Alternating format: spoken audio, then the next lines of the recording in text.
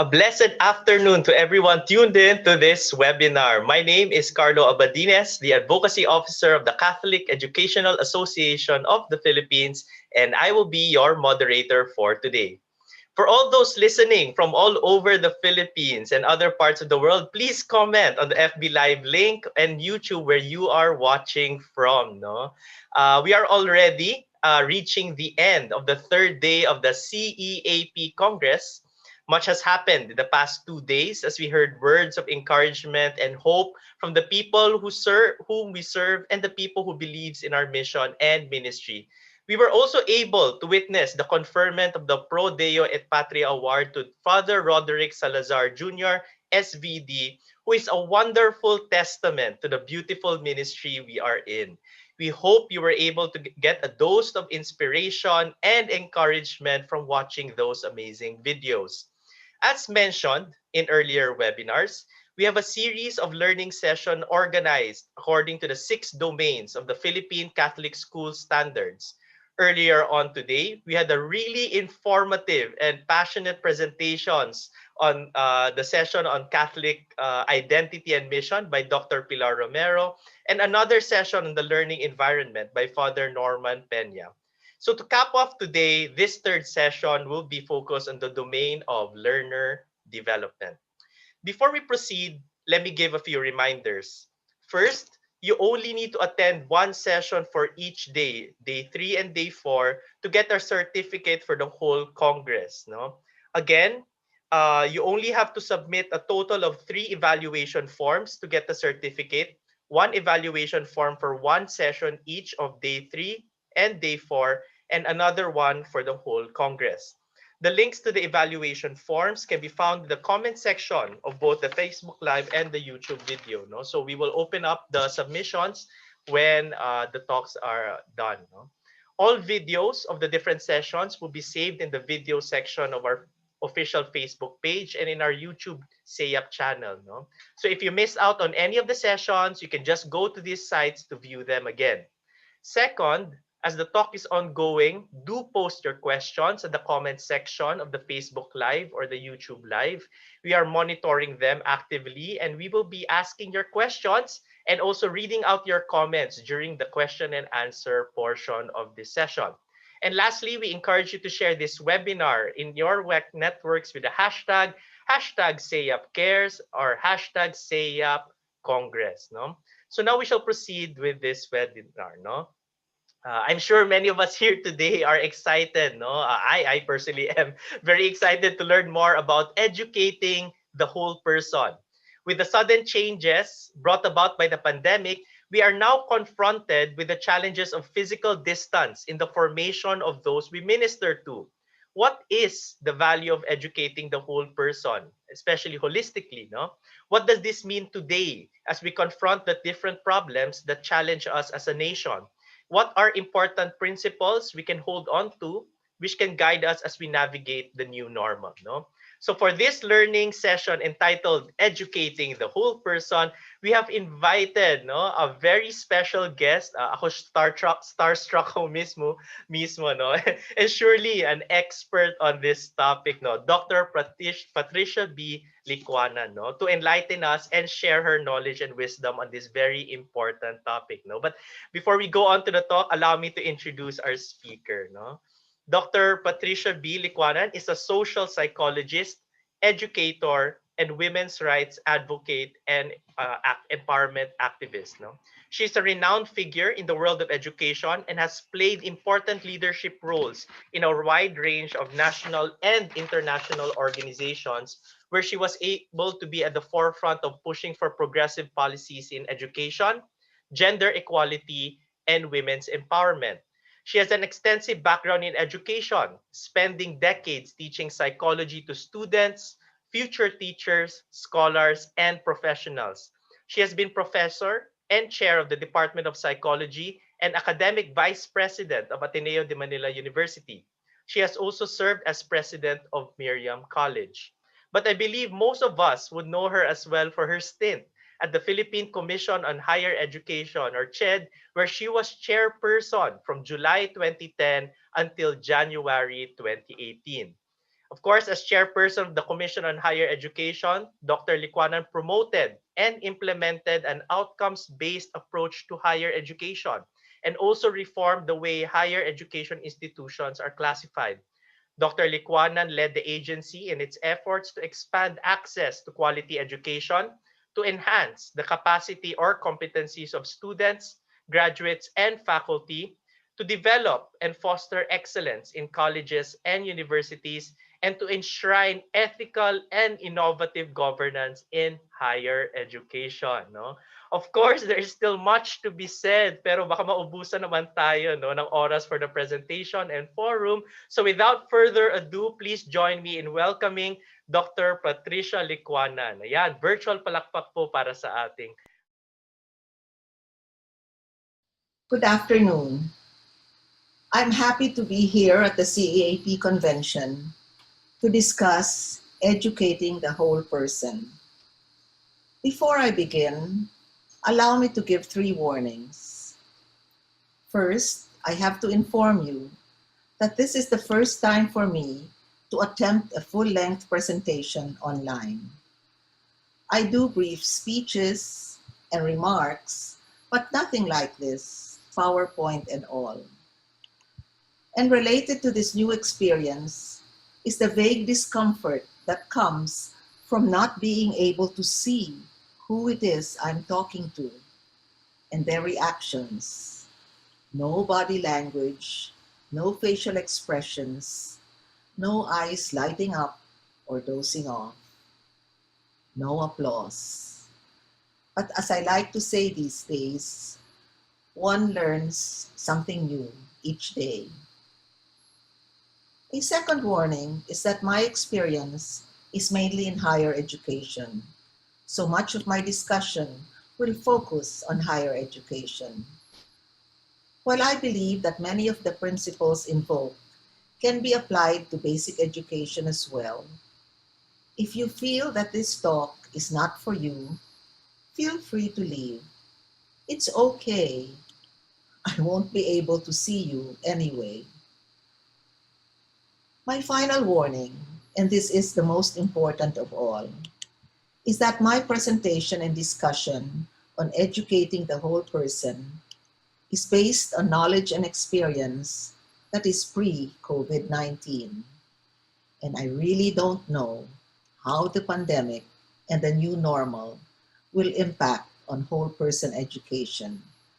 But I will get to that during my session. So let me give you the topics I will cover this afternoon. I have chosen my favorite approaches to educating the whole person. I start by revisiting liberal education. Next, social involvement and citizenship. Next, going beyond traditional IQ and performance. Next, well-being and happiness. Yes, happiness. And finally, educating the whole person in the new normal. Whole person education develops the person intellectually, socially, spiritually, ethically. It views and supports students as multifaceted, multidimensional beings, not simply future members of the workforce. One might say that whole person education has a long history, tracing its roots to the value for a liberal education, or a philosophy of education that gives individuals broad knowledge and transferable skills, a strong sense of values, ethics, and civic engagement.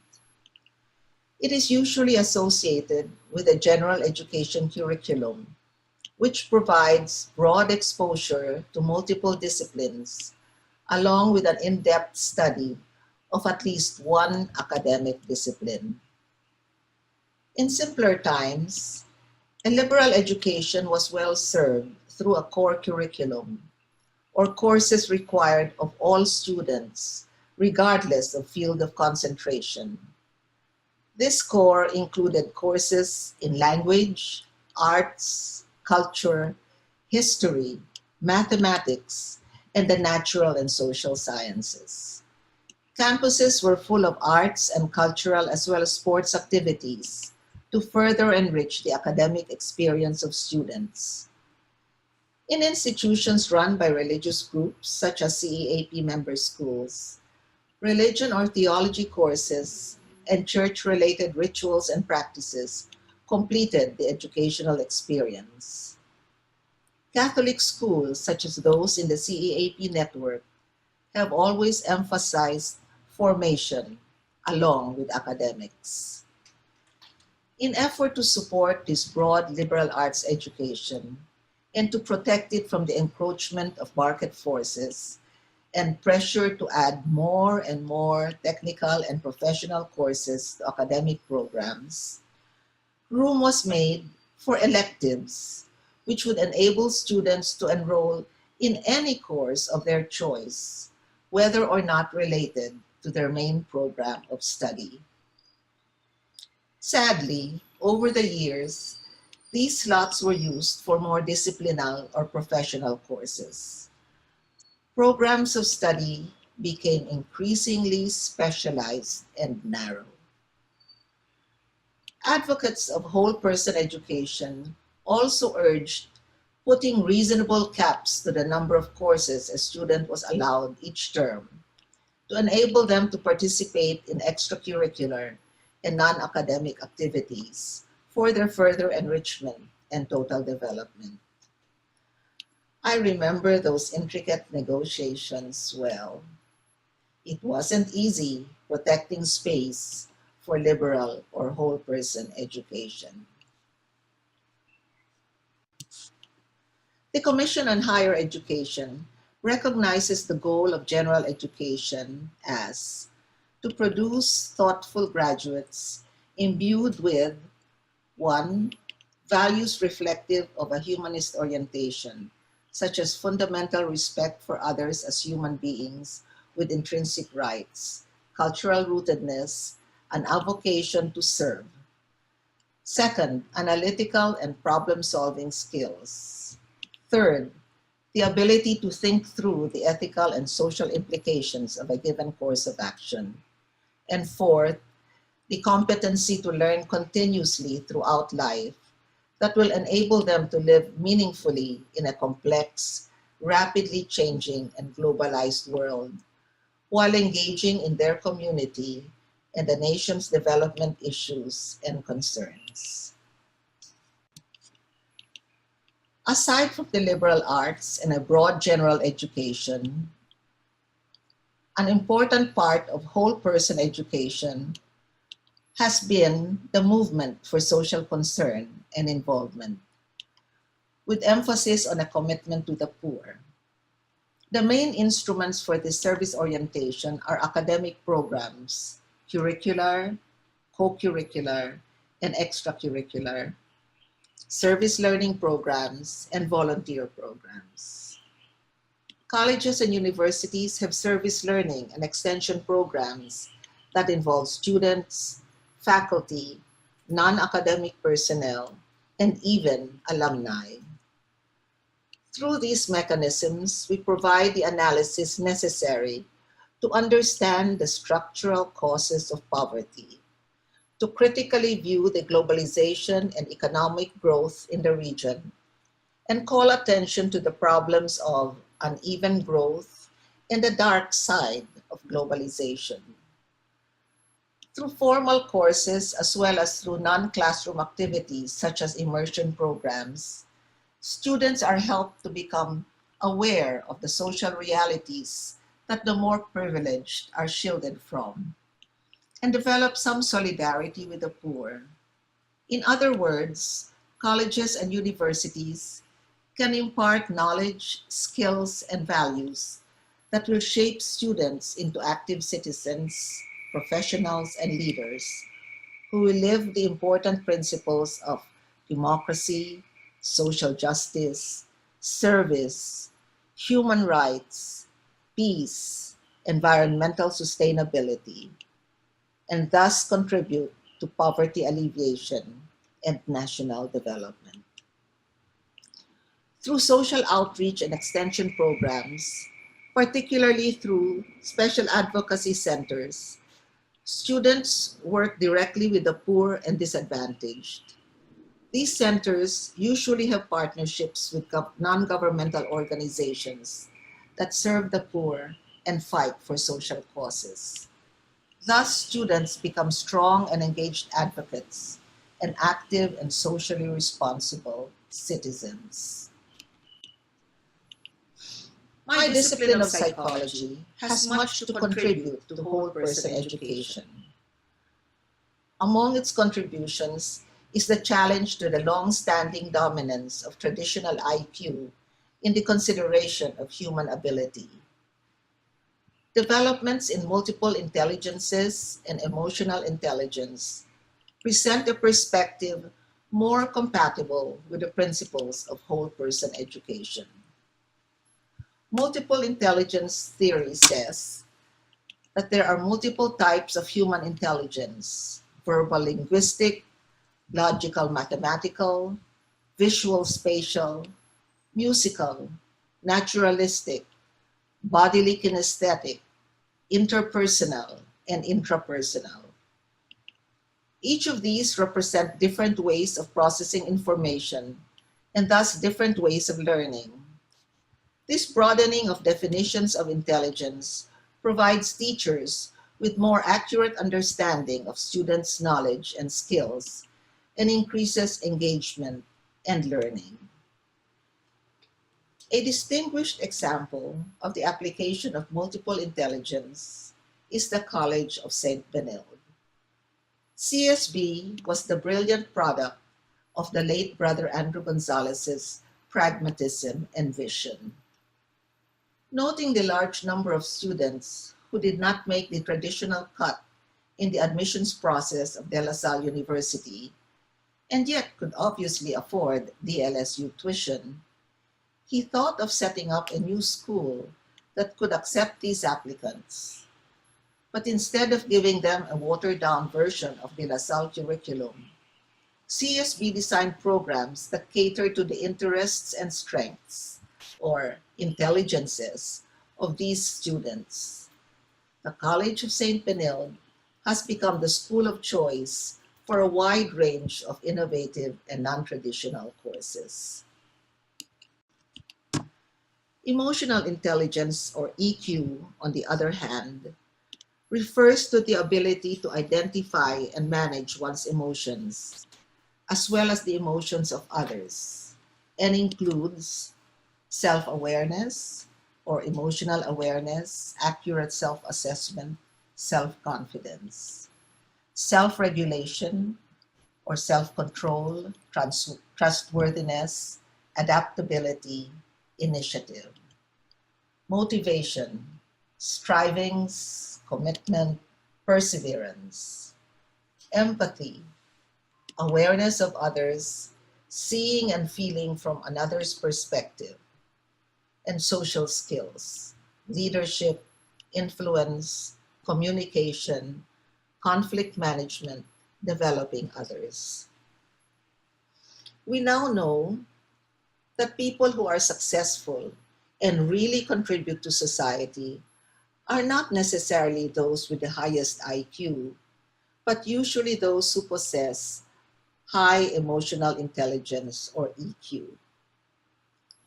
These are breakthroughs in what I call inner space, along with those of outer space and more recently, cyberspace, and have shed more light on what it is to be human. And they have influenced admission policy and the assessment and evaluation and appreciation of student performance.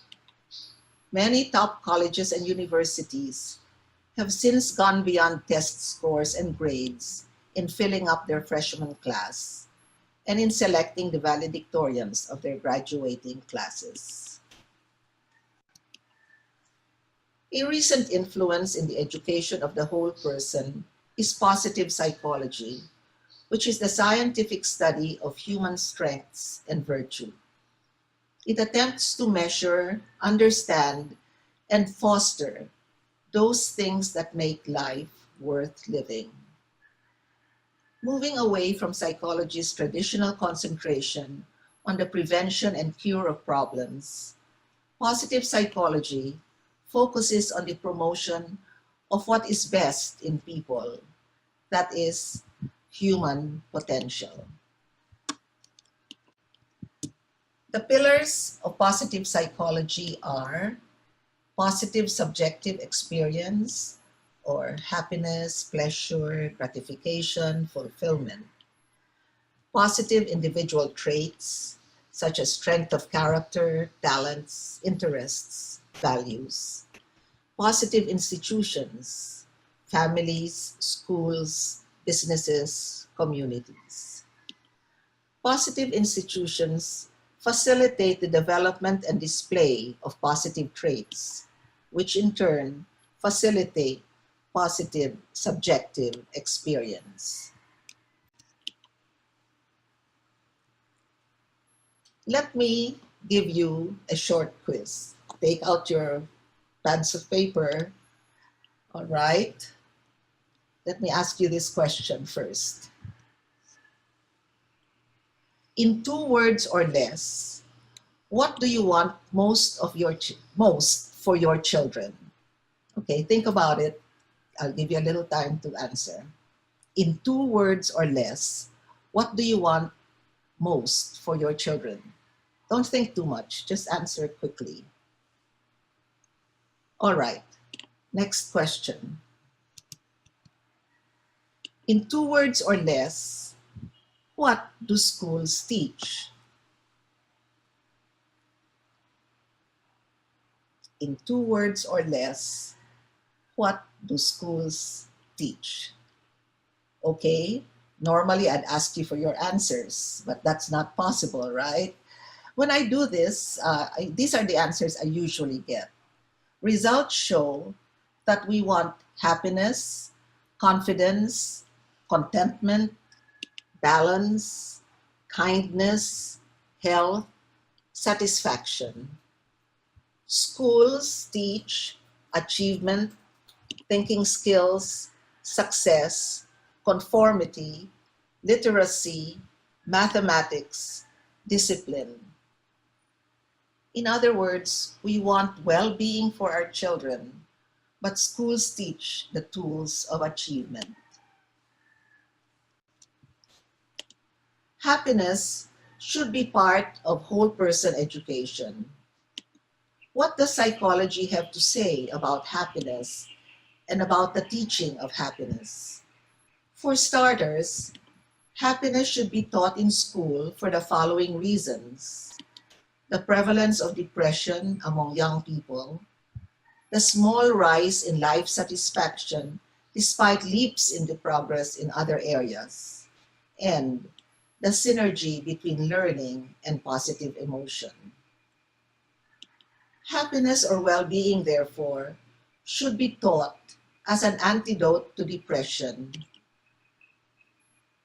as a vehicle for increasing life satisfaction, and as an aid to better learning and more creative thinking. There are some alarming global trends. We observe depression on the rise. It is said that young people today are 10 times likelier to suffer severe depression than their grandparents. Along with depression, there are 2 other alarming trends: the waxing of the self, or the rise of individualism, and the waning of the commons, or diminished sense of community and loss of higher purpose. Individualism and declining commons result in the epidemic of depression around us. Philippine college campuses have indeed seen the disturbing rise of suicides among students. The prevention of such an epidemic is therefore a wise and necessary move, wouldn't you say? The cycle of depression begins with adversity or bad events over which one has no control. When one explains bad events as permanent, pervasive, and personal, that is, pessimistic explanations, dejection and helplessness follow. Usually at this point, I would ask for examples of bad events in the lives of young people. Again, I'm constrained by the situation, but let me ask you anyway. What are some examples of bad events in the lives of young people? Bad grades, breakup or fight with a special friend, conflict with parents. Or I could ask you to think of a bad event in your life. Think of a bad event in your life. Is this something that is permanent? That is, will it be present in the future? Is this event something that influences other areas of your life? Does this reflect more about you or about other people or circumstances? Research in positive psychology shows that change in habitual beliefs that follow adversity, that is, seeing these as temporary, specific, and external, thus optimistic, will result in change in reactions to adversity. Also, to the extent that the commons or larger benevolent institutions such as family, community, nation, God no longer matter, personal failures seem catastrophic. To the extent that larger institutions command belief, any personal failure seems less daunting. Ironically, in this age of communication revolution, human contact and community have diminished, with smartphones being people's closest companions.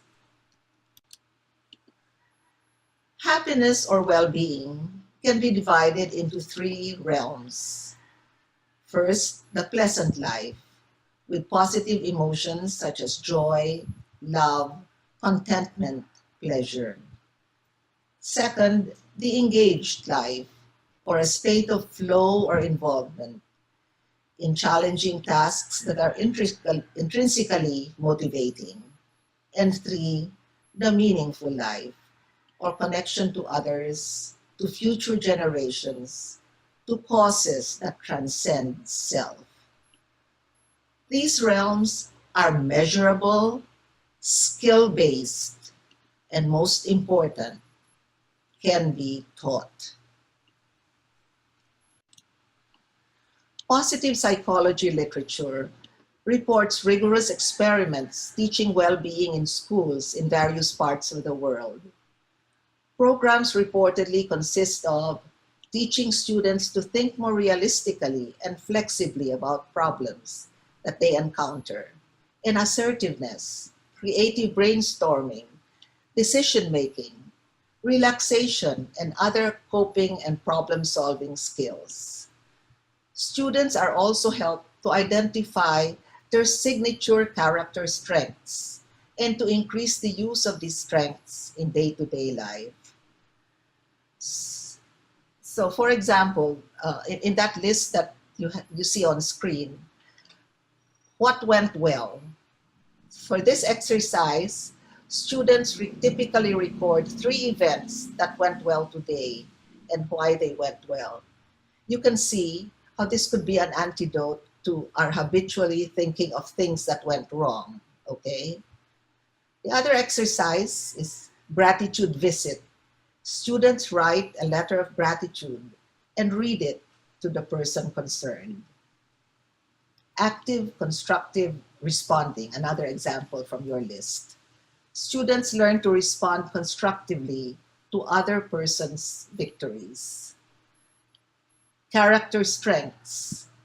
Here the exercise asks, identify your signature character strengths. Take one of these strengths and for the following week, use this strength in a new way every day. So, example, if one of your signature strengths is creativity, you might choose some object in your home and find another use for it. If your strength is humor, make at least one person smile or laugh every day. For the character strength of leadership, take responsibility for an unpleasant task at work and make sure it gets done. Well-being can be embedded in most academic courses, also in sports, counseling, music, campus ministry, etc. Happiness is not something out of a Hallmark greeting card. It is serious business, and I contend that well-being or happiness should be part of whole person education today.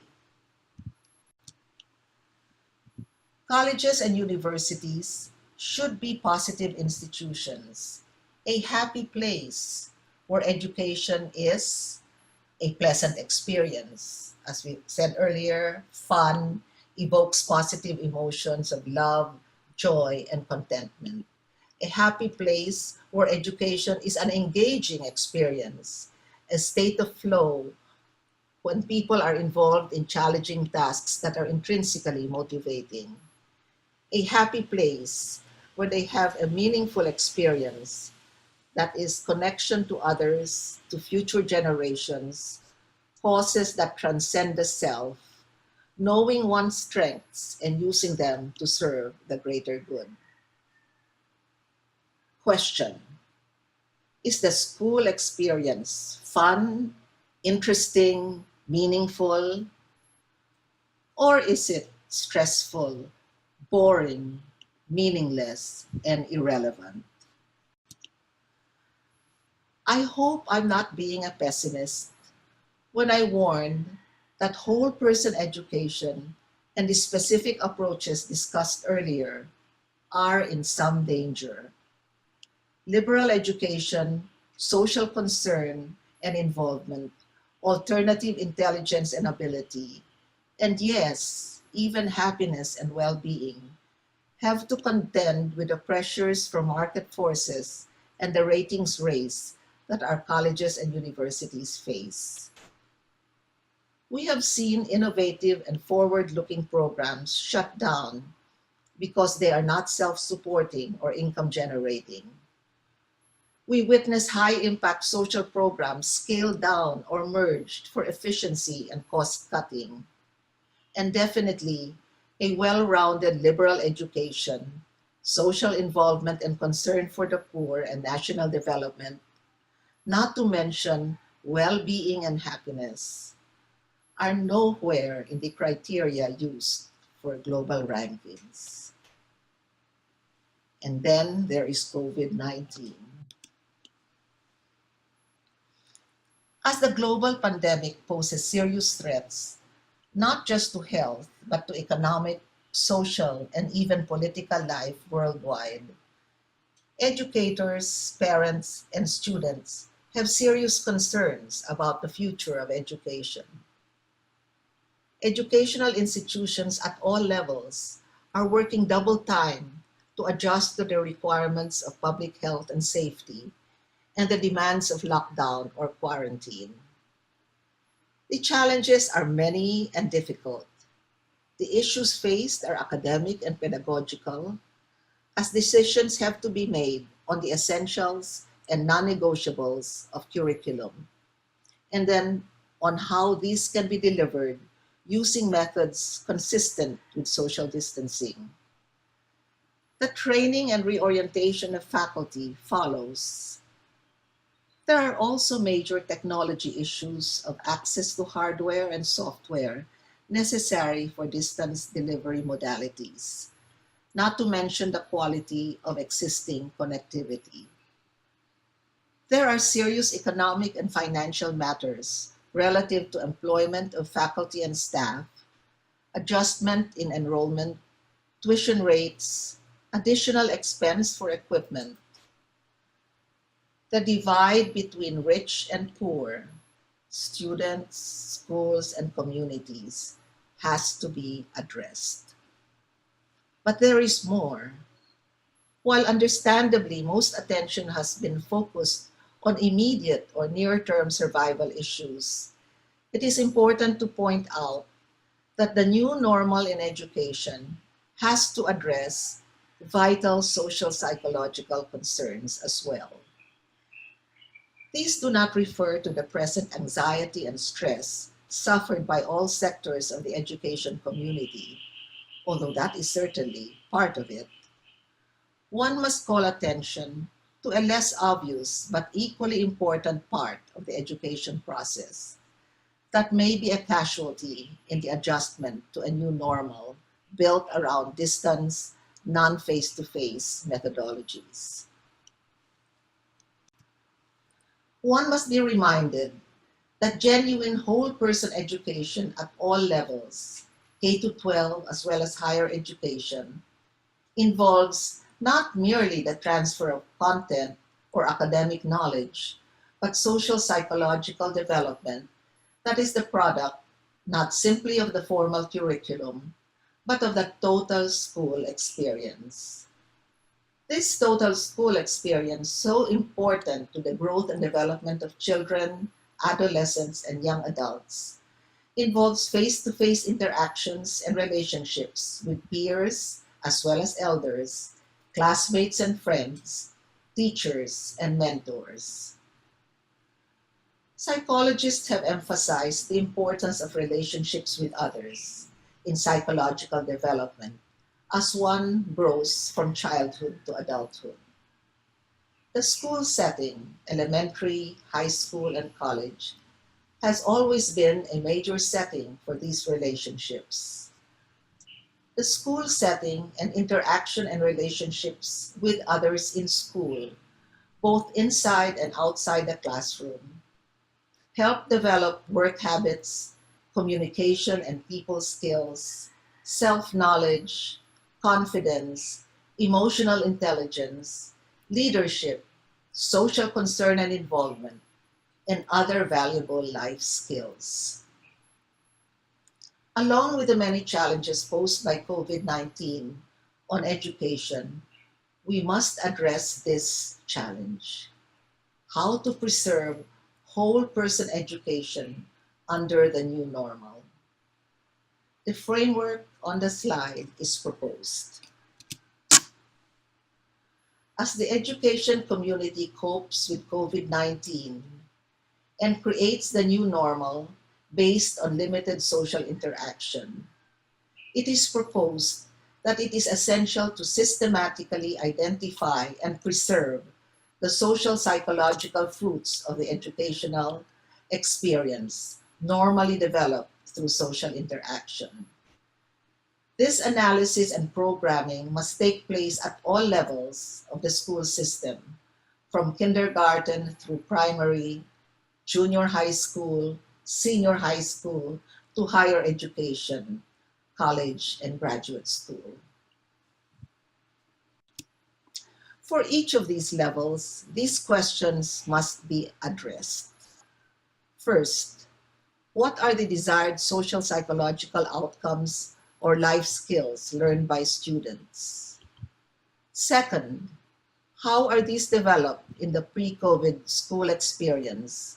What structures, activities, systems contribute to these outcomes? And third, what structures, activities, systems should be embedded in the new normal to ensure the preservation, protection, and perhaps even enhancement of these outcomes? What can be retained from the old normal? What alternatives can be proposed? This conversation should include a wide range of participants: classroom teachers, administrators, parents, counselors, club moderators or OJT supervisors, practicum supervisors, coaches, chaplains, and the students themselves.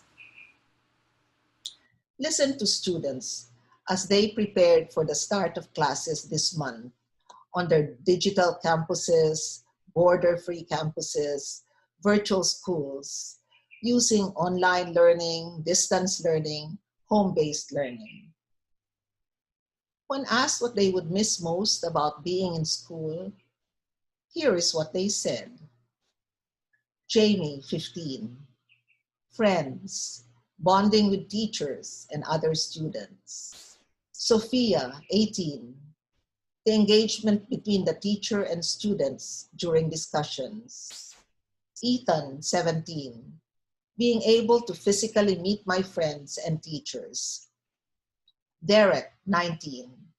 Aside from the presence of friends and socializing in real life, it is the overall environment of a school setting, open and bustling. CJ, 18. Meeting new students and just being around friends, eating new and different food, walking around the campus. Nathan, 14. Seeing my classmates and teachers in person. Isabella, 16. Classroom shenanigans, school events, class competitions, stimulating class discussions, and group projects. Having a good in-school support system is also important. Remember, these are all digital natives who have no problem with digital technology, and yet already they long for face-to-face contact. My own 9-year-old grandson, who if he had his way, would spend all day on his iPad, says, "I miss my classmates."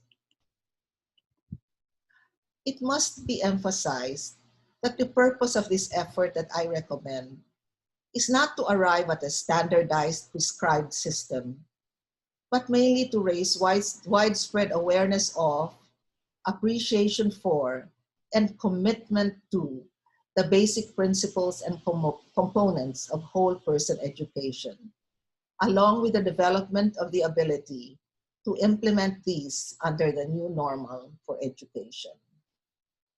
So as we all work to enable schools and the whole educational system to better handle distance and non-face-to-face modalities, let us work equally hard to preserve, protect, and recreate the human contact, social relationships, and group interaction so essential to the total school experience and whole person education.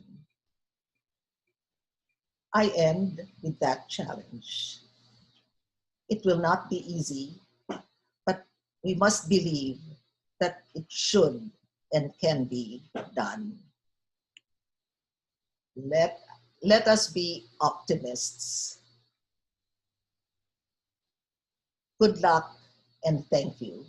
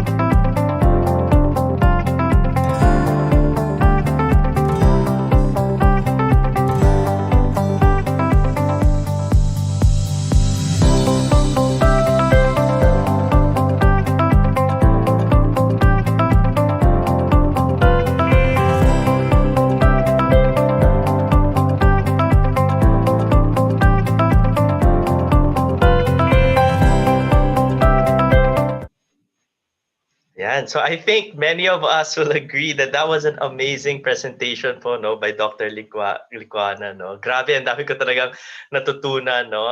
Especially the emphasis on the idea that, at the end of the day, students who go through our educational system, it's not just they're just not meant to be just put in the workforce, no. There's a whole lot more things that need to be done in educating the whole person, and even the point about homogenization of learning, no, that there are multiple intelligences, and I think we have to respect that, no. So it's brilliant, no. So manandyan po nanonood, virtual palakpak po sa ating speaker, no. So now we are in the question and answer portion, no, of this learning session.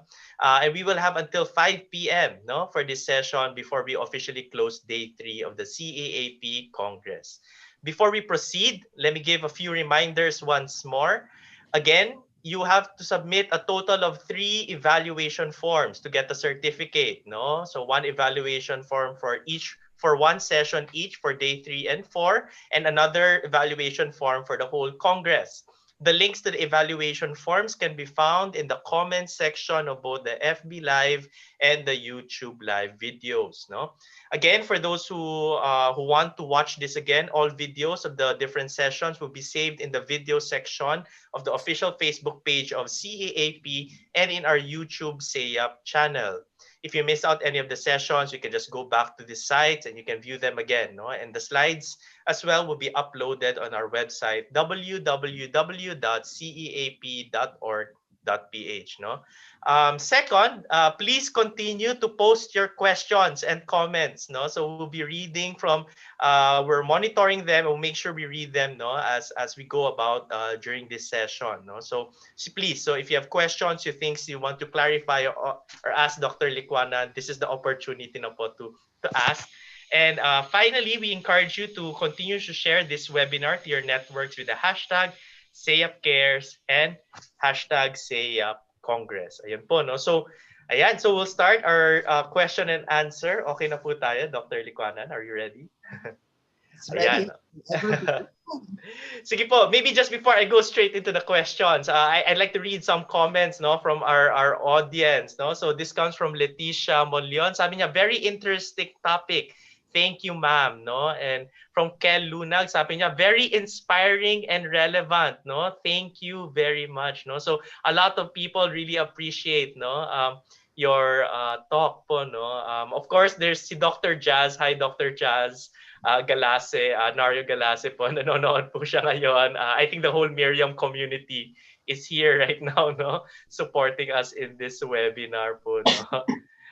Special call out din po kila Father Tom Avila and Father Alain Manalo, board members of CEAP who are also watching, no. So, sige po, later we'll read more comments, but maybe we can go straight into the first question, no. Maybe for you, Dr. Licuanan, I'm curious, to what extent, no, do you think our education system presently embraces this idea of educating the whole person, no?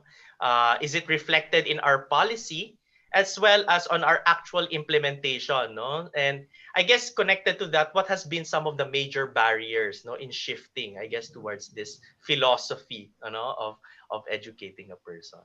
Yeah. I think most people would probably say that they support whole person education. Most educators would say that. And yet there is such tremendous pressure on schools to pad the curriculum with a lot of specialized and professional courses. I'm talking now of higher education.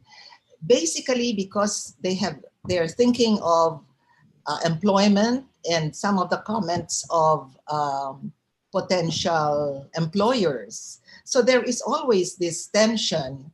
But I really believe very strongly that padding the curriculum with unlimited courses, having students take 20, 25, 27, 28 units a semester is counterproductive. That there really will be some benefit to reducing this and allowing students to take other types of courses and other activities, like I mentioned earlier, certainly the social involvement, a lot of the cultural activities that would really, I think, serve them very well in the workforce as well. Yeah. So I guess the major barriers really are people are pressured, no? At least schools are pressured to really implement this. I'm a bit curious, no? What do you think are some steps that schools can take moving forward to resist this, or I don't know, negotiate these kinds of pressures, no? How do we move forward, especially with our mission as Catholic educators? I think we're better off as Catholic institutions. There are certain courses in theology, and there are certain activities on campus which are tied to uh, religion that are givens, no, are musts. And but this is not the case in all schools. Um, we used to fight for a cap on the number of units per semester that a student can ideally, well, that we feel would be ideal for the students. No? That beyond a certain number would mean that they would lose out on something that is very important in the educational experience. So let's try to go back to that, maybe a cap. Certainly the core curriculum serves a very important purpose. And I do remember when we at CHED reduced the number of required courses in the core curriculum, we were hoping that the the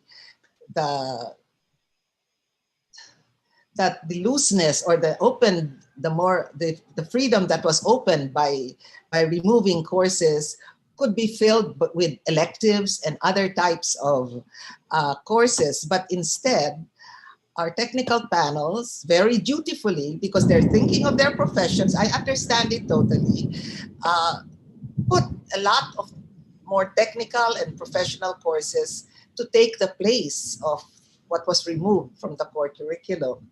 Now, I think that could be evaluated. I feel that they should, they've given it, I don't know how, a year or two. Let's evaluate it and see whether some other option might be more ideal. Yeah. Yeah, that seems to be a huge challenge, no? So for example, if on one side they're weighing that they want more professional classes, what would that mean, right? Does that mean I would make my course instead of 4 years, I'll make it 5 years instead, right? Just to give more time. Is that one of the negotiations that has to happen, din po, no? Or is it really a reduction in that sense, right? I guess it depends on the perspective you take. Yes, that's true. Uh, we tried to remove the 5-year courses because, but some were not happy with that. They felt they needed all the time. But if you look at the courses, the professional courses abroad, look at law, look at medicine, they're shorter than in the Philippines. Somehow ours seems to have the longest professional curriculum for those major professions. Yeah. Yeah. I guess connected to this idea of extracurricular and also looking at that now, based on your presentation, you basically mentioned that there seems to be a great mismatch, no, of what parents want their young, di ba, their children to to experience in school, and probably what the youth want to experience in school, and basically what schools are providing, no. So there seems to be a gap, no, in that sense, no. How do we bridge that, 'di ba? Parang if students are looking for more experience in this sense, but schools are pressured to give more success or emphasize success, what are steps moving forward, no, to bridge that kind of gap? Yeah. I'm looking for that quiz. Yeah, I gave that quiz. Yeah. But I did not mean to imply that one was better than the other. Yeah. But what I meant there was basically they have to have a combination of both, because Yes. if this is what parents want, if this is what we want, Yeah. and if the total focus of the school is really achievement then there's something missing. But the school has to pay attention, of course, to those things as well. Yeah. So like the whole philosophy of whole person education, it has to be holistic, total. Yeah. That's great. This came from another question. I think it's kind of related to this, no? This came from Miss Belia Procesa Maniago. Sabi niya, thank you so much, Dr. Licuanan. Assessments and performance tasks usually create stress, no, amongst high school students. In a sense, they're looking how can teachers redesign, no, assessment and grading, especially during this period, no. So maybe for high school students and maybe even for college, po, no, how would you look at that, no, in redesigning? Yeah. Well, like you say, it's always stressful. But if it's combined with other things, so I certainly am not for making things so easy, that there's no stress. No, it has to be that life has its stresses. You have to take those tests, and whatever you say, you are being evaluated. However, that's not all you're being evaluated on. You're also being evaluated for your interest in serving the community, in other things. That's what I said. Basically now, a lot of the top schools, when they assess high school, top colleges and universities, when they look at high school graduates who are coming in, are applying as freshmen, they don't just look at grades and IQ, and test scores. They also look to see what activities did they participate in high school. Were they leaders? What uh, did they do? Work in the community? Did they serve the poor? If people are clear that they are being evaluated totally, I think it would be less stressful. Ah, that's a very good ano po, no? Thank you. It's another question po from Miss Raquel Senya. Sabi niya, Dr. Licuanan, in educating the whole person during the pandemic, what needs to be done in the curriculum? No? So I think this goes back to the previous questions. And what other suggestions can you advise us other than trimming down the competencies? That trimming down solution was pre-COVID, Yeah. because even trimming down is not going to necessarily solve what to do about COVID and how to enhance the human interaction so necessary for total person development. I have no answers. That's why I asked the question. But basically, the point that I wanted to make is that right now we understand that we're all focusing on how to deliver our mainly our content, uh, Yeah. in a non-face-to-face modality. But as we do that, what else can we put in? How can non-face-to-face modalities be more interactive? How can you bring in class participation? How can you bring in group work? No, it can be done. It's just a matter of taking the time. And this is also my challenge to the techies. When you help schools develop the methodology and the technology to do this, I hear it has been done, because I have been told, do you want to run this conference? There's this, they can do it, they can have breakout groups, etc. So those are the things we have to look into. How do you recreate what we used to have and perhaps even improve on it? Because that is what is lacking with these non-face-to-face modalities. So right now, parang it seems like it's partially in phases, no?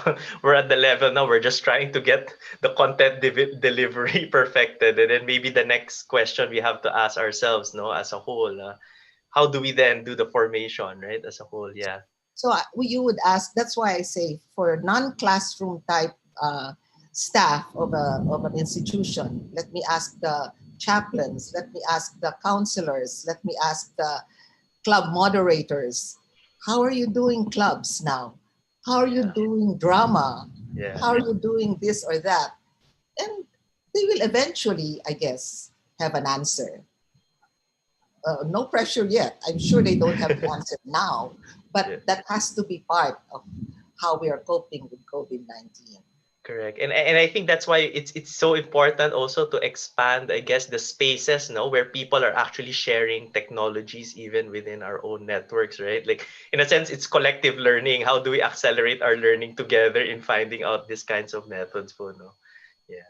Like running a congress, my goodness, that's amazing. Yeah, it's really it's a great space also na for innovation, no. Yes, I agree. Yes. This came from ano naman po, another question from Mr. Herbert Corpus. Thank you so much, Dr. Licuanan. Miriam College has always been an exemplar to whole person approach to education. No?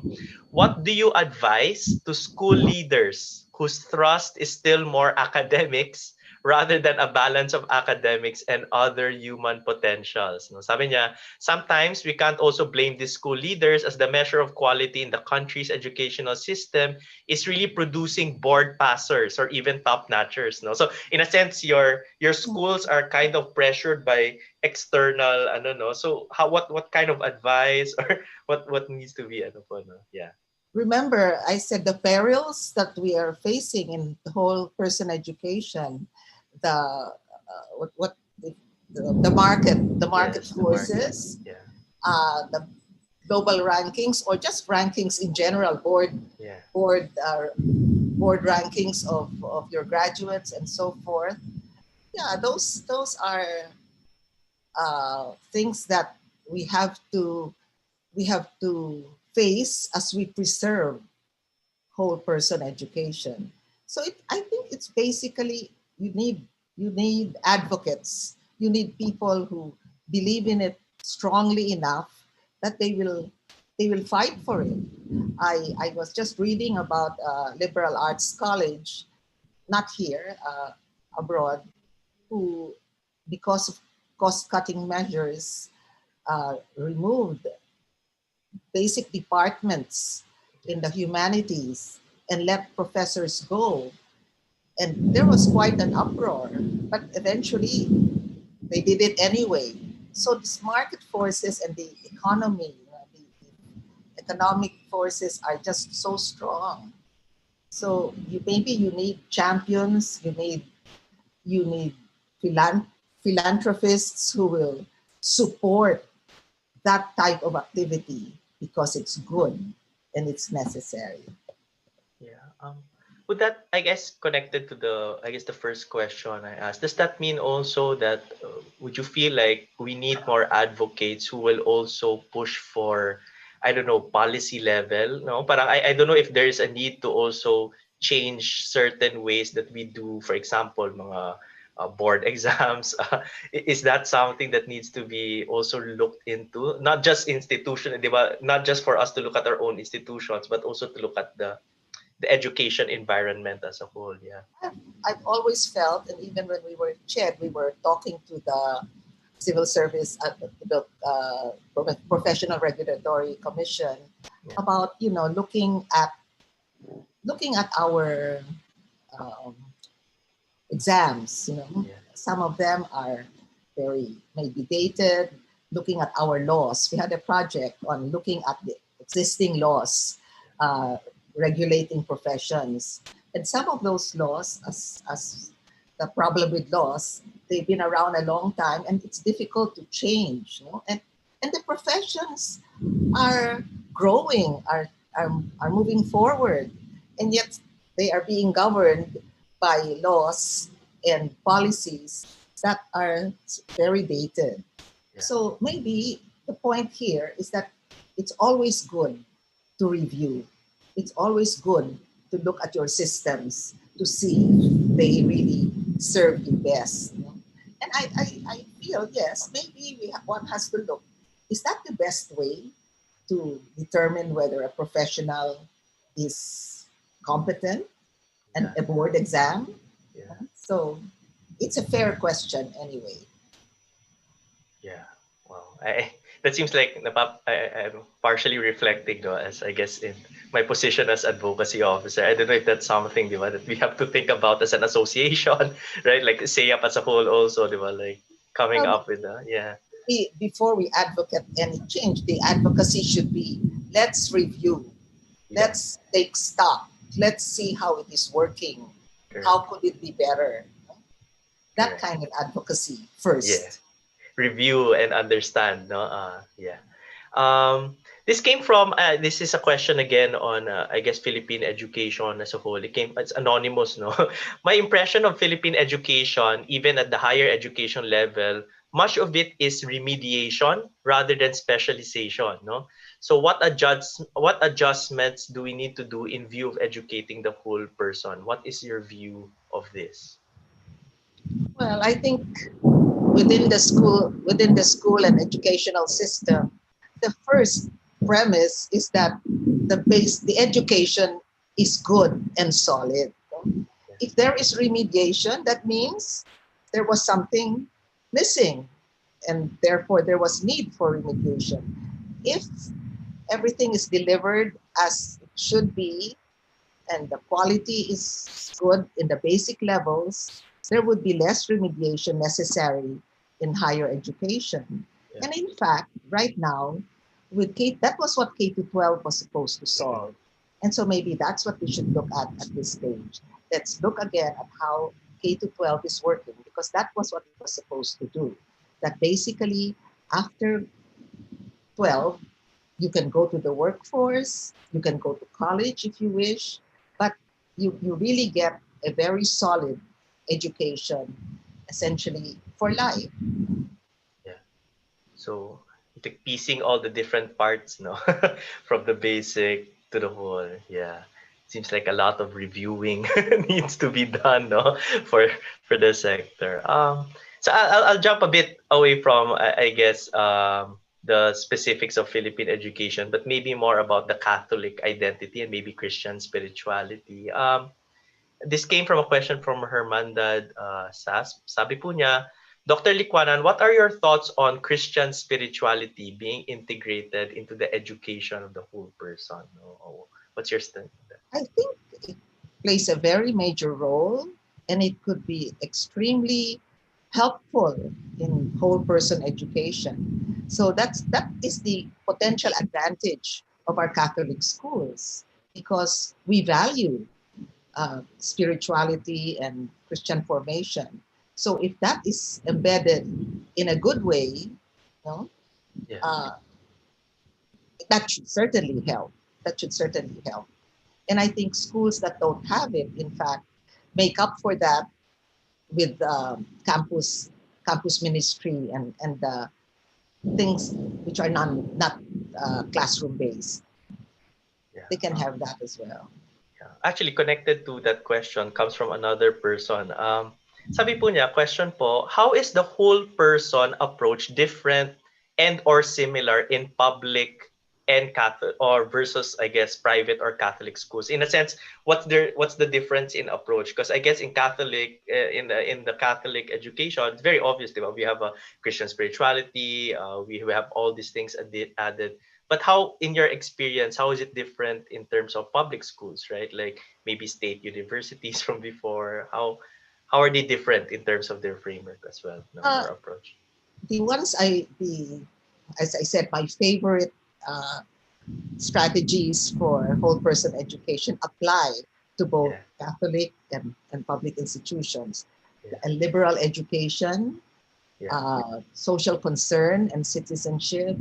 yeah, What was and I said, going beyond just focusing on IQ and traditional abilities, and then well-being and happiness, they apply to all schools. I guess perhaps, and as I said, my own experience with private secular institutions as well as state universities is that while they may not teach theology, they may not have religion, but um, faith life can be very strong on campus, and they have been traditionally. I remember as a student going to Catholic schools, we spent a lot of time at Far Eastern University, for instance, and because they had a very strong student Catholic action, Yeah. and so it is not in any way particular to Catholic institutions. It certainly can apply to all. Yeah. Um, One of the things that I this is my personally my questions in Puno.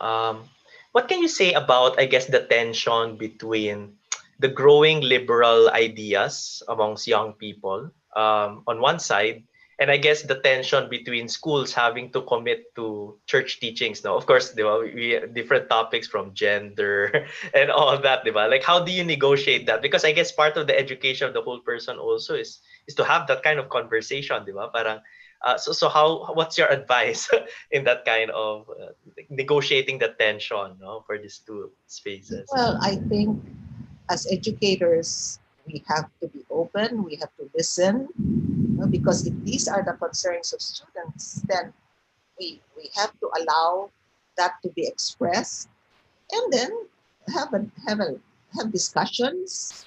Uh, I don't think that Catholic schools in general and the way a Catholic school is run is necessarily in conflict with liberal ideas. Yeah, Far from it. As a matter of fact, many church-related institutions are the most progressive, are the most socially involved, yeah, have the most links with poor and disadvantaged. So it's not an either or thing. Like in everything else, whether it's parenting or teaching or just working uh, in the professions, yeah, certain openness and dialogue is always important. yeah. I guess encouraging that conversation, no, rather than being afraid of that, diba? Because sometimes you hear news, right? Of in that sense, there are people who don't want to talk about these things and they find it difficult, especially when young people, contemporaries of mine, diba, are much more open already, and it's frustrating sometimes, diba, if teachers are not willing to engage us in this kind of, diba, debate in that sense, right? But I think I don't know through what mechanism, but I think that should be also part of what we can do to support faculty Yeah, and yeah, people in university is to help them deal with yeah, all of these new things that are coming in. No? yeah. Uh, I have to think how that might be done, but I'm very sympathetic. I feel that we are not always ready to face new things. No? So Yeah, it's not their fault, but it, how do we how do we enable them to correct. better face all these changing things from around and from young people? Yeah, Challenge to everyone. yeah. Maybe to give you a short 1 minute, 2 minute break, I'll read some comments po, no? Kasi tuloy-tuloy po tayo nagke-question and answer. So, ito po galing po kay Sunny Liwanag. Sabi niya, very interesting topic, no? And then from Sister Dala, sabi niya, thank you so much for the new insights. Ito naman po from Miss Marilyn Lorente Balmeo. Sabi po niya, educating the whole person takes a lot of creativity and innovation from teachers, no? Actually, there's a whole lot of pressure being put on teachers right now, right? And one box, yeah. Yes po. No, good. I was agreeing. Yeah. Sabi nga niya, one box doesn't fit all, no? Yun po yung kay Miss Marilyn. Ito naman po kay Sister Wilinda Blasaba. Sabi niya, thank you, Dr. Pat, for your excellent presentation. Compliment for the expert action of managing the digital. uh, Expert ko yan. It was so unnerving, believe me. Now, there is a delayed feedback. I know I'm doing this and my what I see myself still may konting delay po, no? yeah, getting delayed.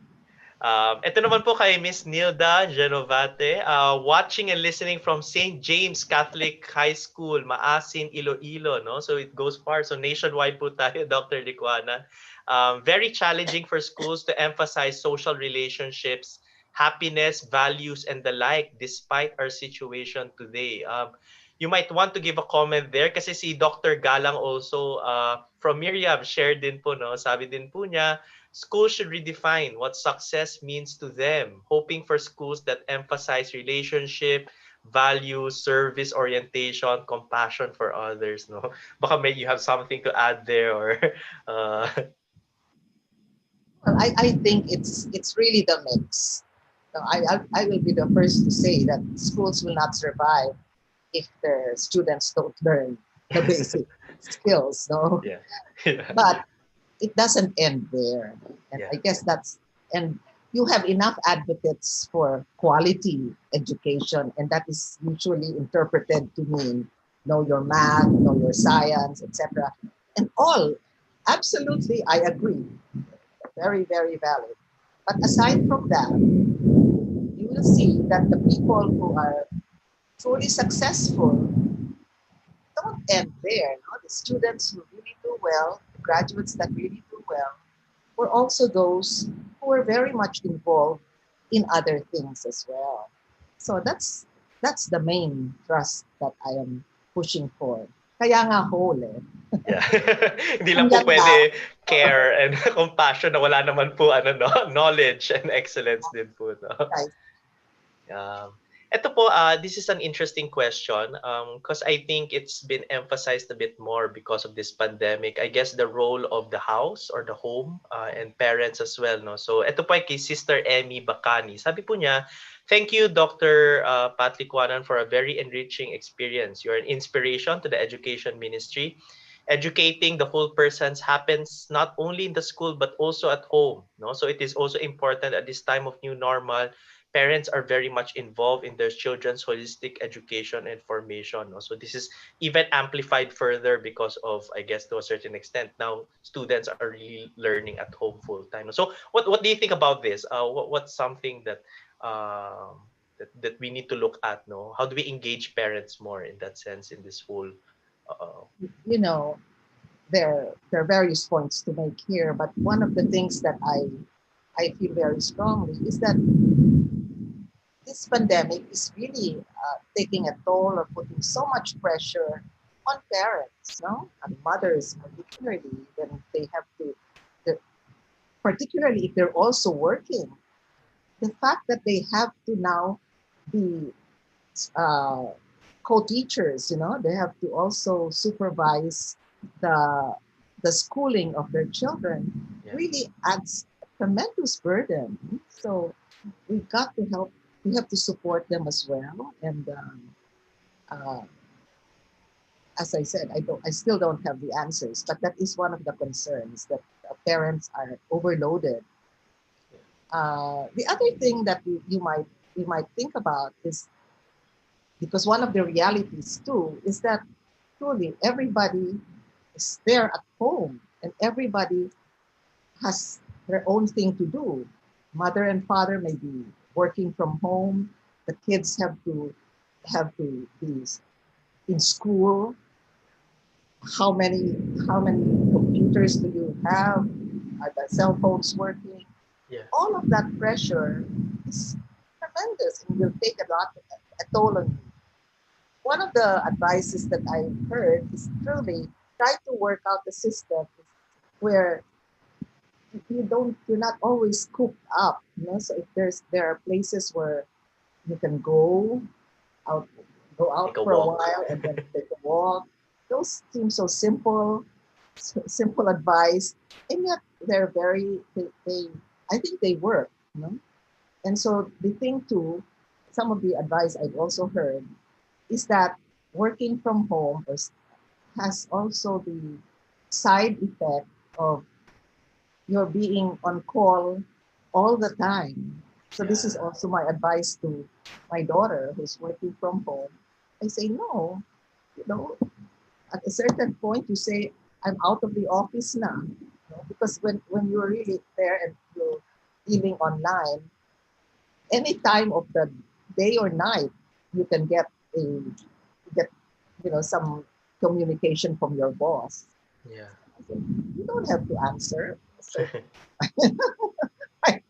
I don't know if this is, good advice, but I think it's good advice. Now, I don't know if I get people into trouble, but those are the parameters we are advised to set for Yeah. this new um, home homeschooling and home working Yeah. situation.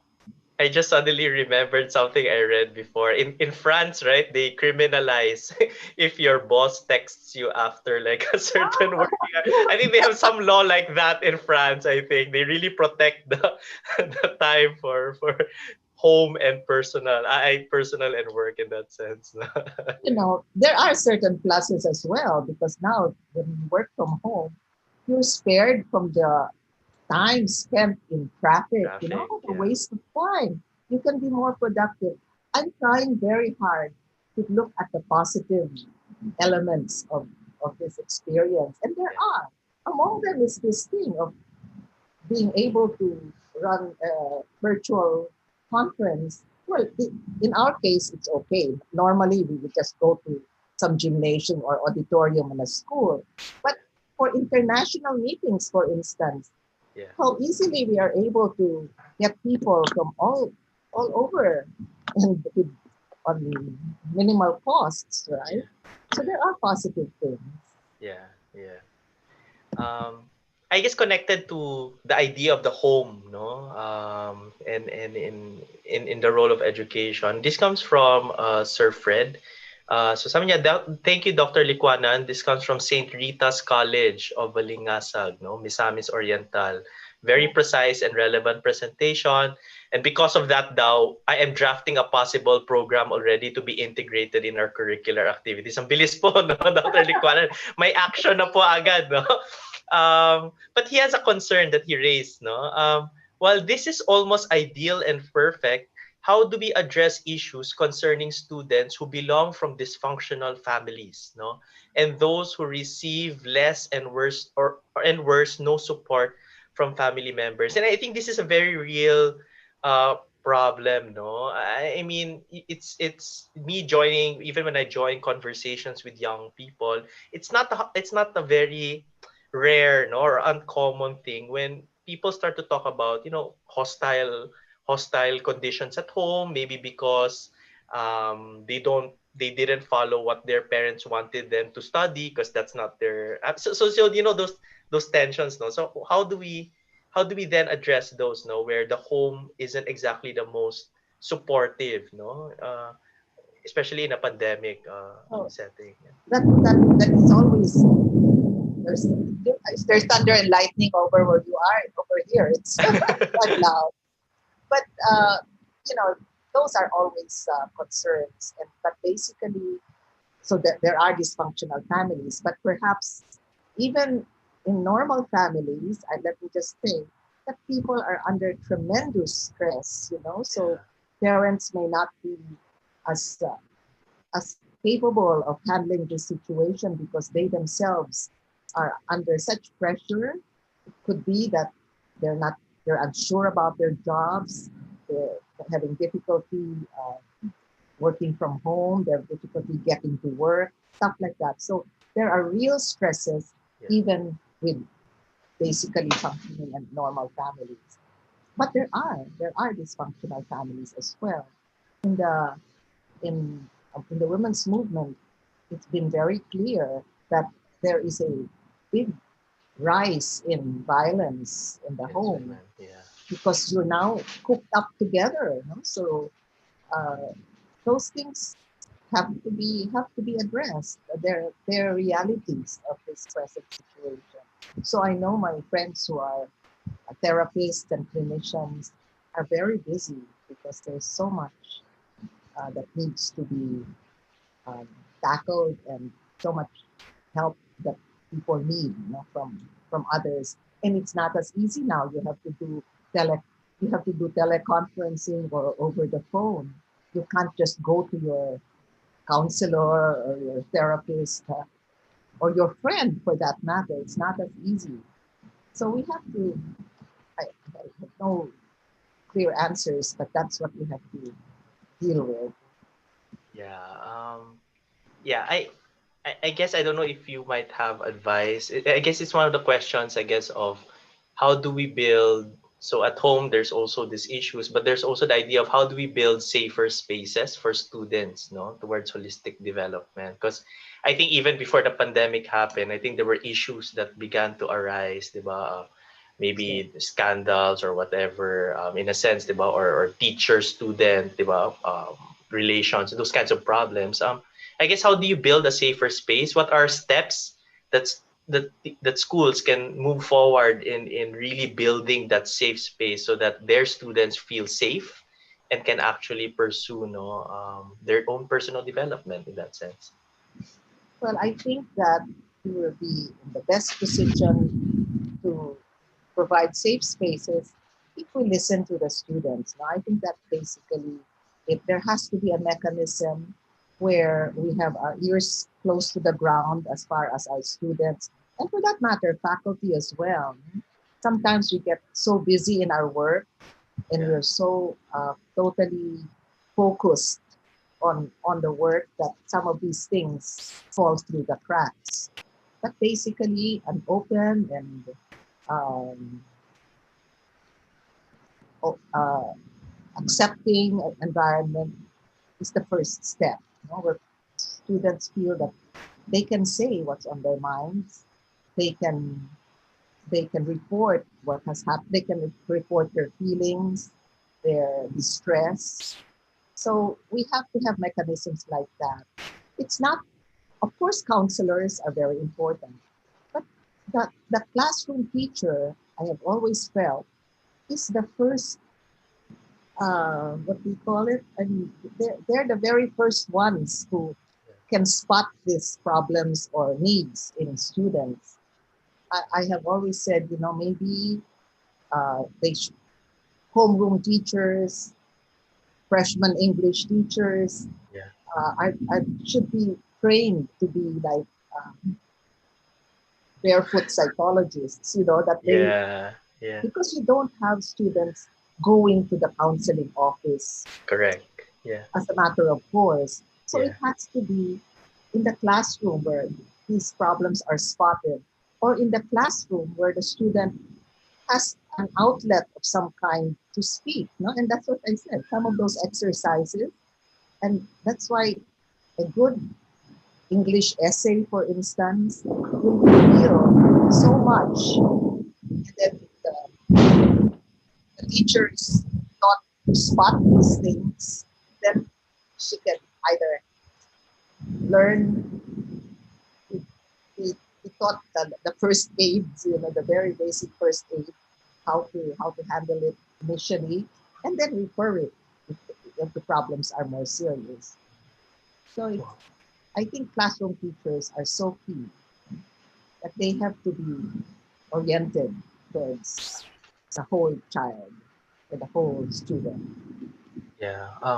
I remember when we did certain consultations in CEAP during our National Basic Education Commission seminars. Now, so we had summits to talk about basic education, and we surveyed basically participants and asked them what issues were coming out. And it seems like mental health it's clearly one, right? Oh, And the thing is, right, and people are just wrestling with it. Diba? How do you capacitate an education system even if you're not a psychologist, even if you're not a professional psychiatrist, how do we then, di ba, do, I guess, approach students in that way? Na? It's a systemic approach seems to be needed. Yeah. it's there's another pandemic, and depression. Correct. Depression is one of them, really. Yeah. Hopefully we can. Do you have? Maybe you might have models. Do you know of models that has been done in other schools so far that you think might be good also to explore, to get students more involved in building safe spaces, maybe, or like in addressing mental health issues between peers? I don't know. Is that something that you've encountered? Yeah. Well, basically, as a psychologist, as a social psychologist, I believe in people talking to each other. So if you have certain structures existing where students have the chance to express themselves, things will come out. And Yeah. then if you have Correct.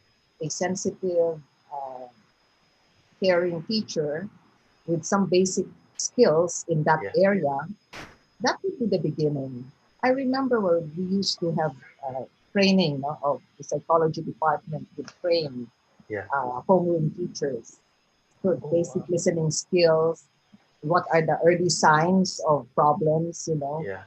Uh, how to perhaps how to read things in the, like I say, in the homework or the essay, even in how they look. If they come to class looking very disheveled, something might be amiss. Happening. Yeah. So there are things like that.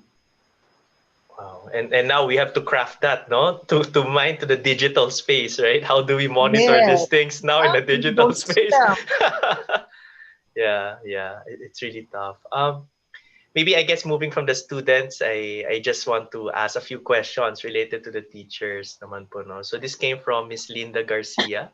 Sabi po niya, while the students are the main stakeholders of the schools, teachers also play a vital role in educating them, of course. Di ba? How can schools ensure that their faculty are happy, especially in this time of pandemic? A very important question.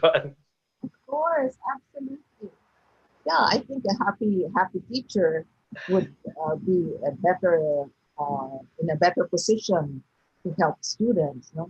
Yes, sometimes that is forgotten because everything is focused on the work that has to be done, and the work is basically academic. I think yes, you have to have the school has to have certain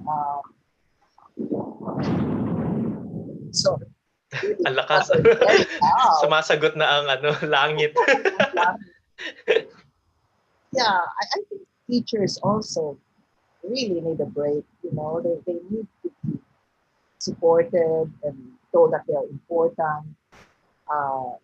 So we have to have certain types of mechanisms and structures within the institution where the whole teacher also is focused on. I think basically schools should also be a good mix of home and what is it, life and work. No? Yeah, yeah. So there are life and work structures. And that's another talk. But yes, life work balance is very Yeah, important. yeah.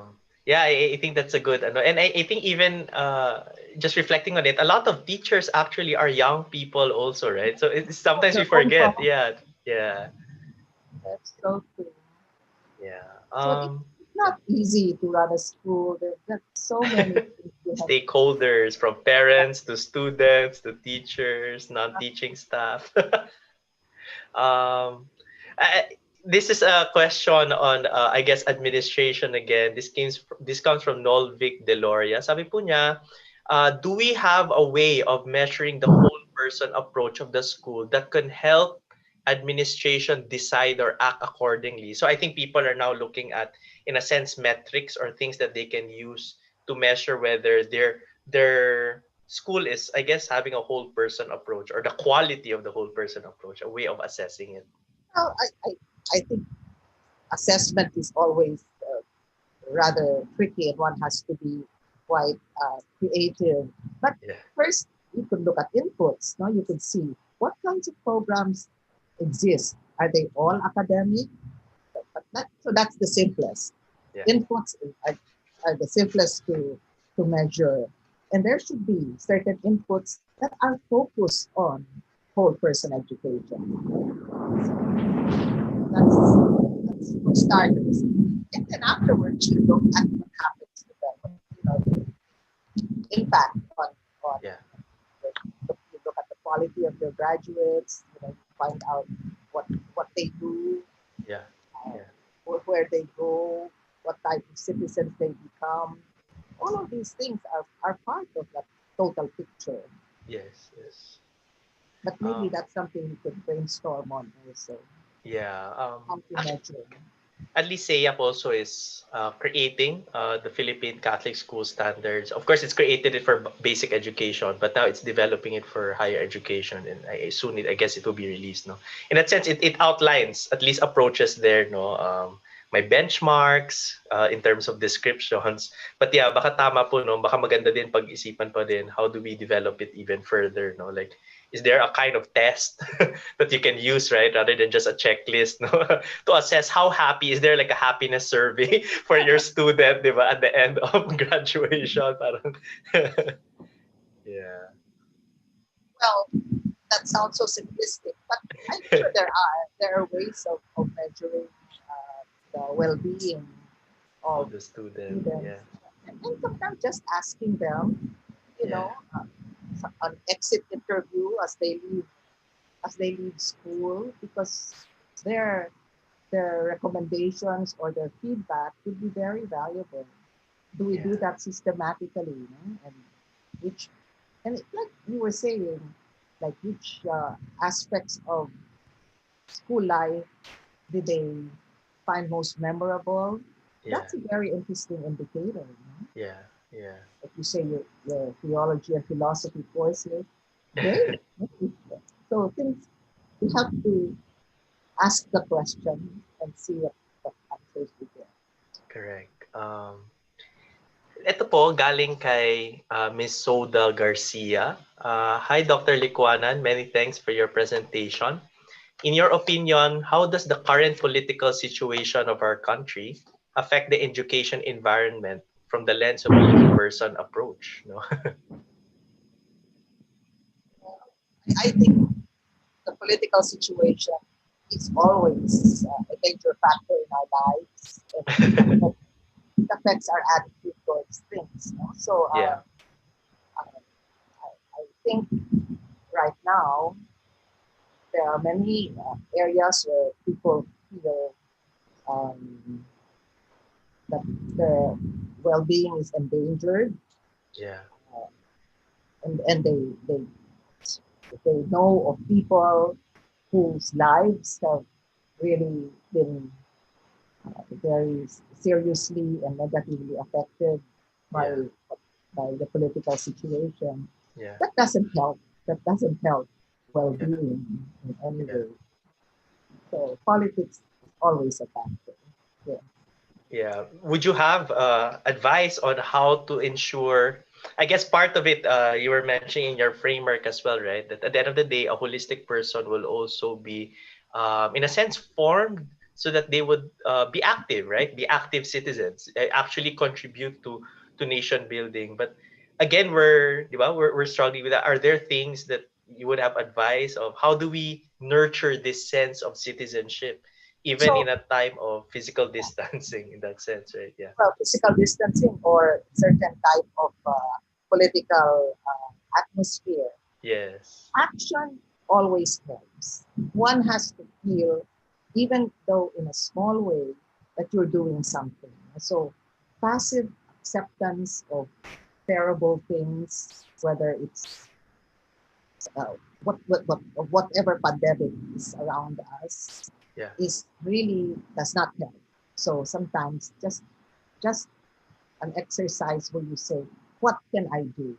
Because sometimes Mm, the tendency is to say, "What can you do? There's nothing to be done." But there is. There are yeah. groups you can help. Even here, when you're locked in your home, you cannot go out. You belong to a vulnerable age group, so you're not supposed to do, Yeah. you're supposed to be extra careful. But there are groups that you can help. Yeah. There are those so much worse off than we are. So what concrete steps can be systematically taken to do something about the situation?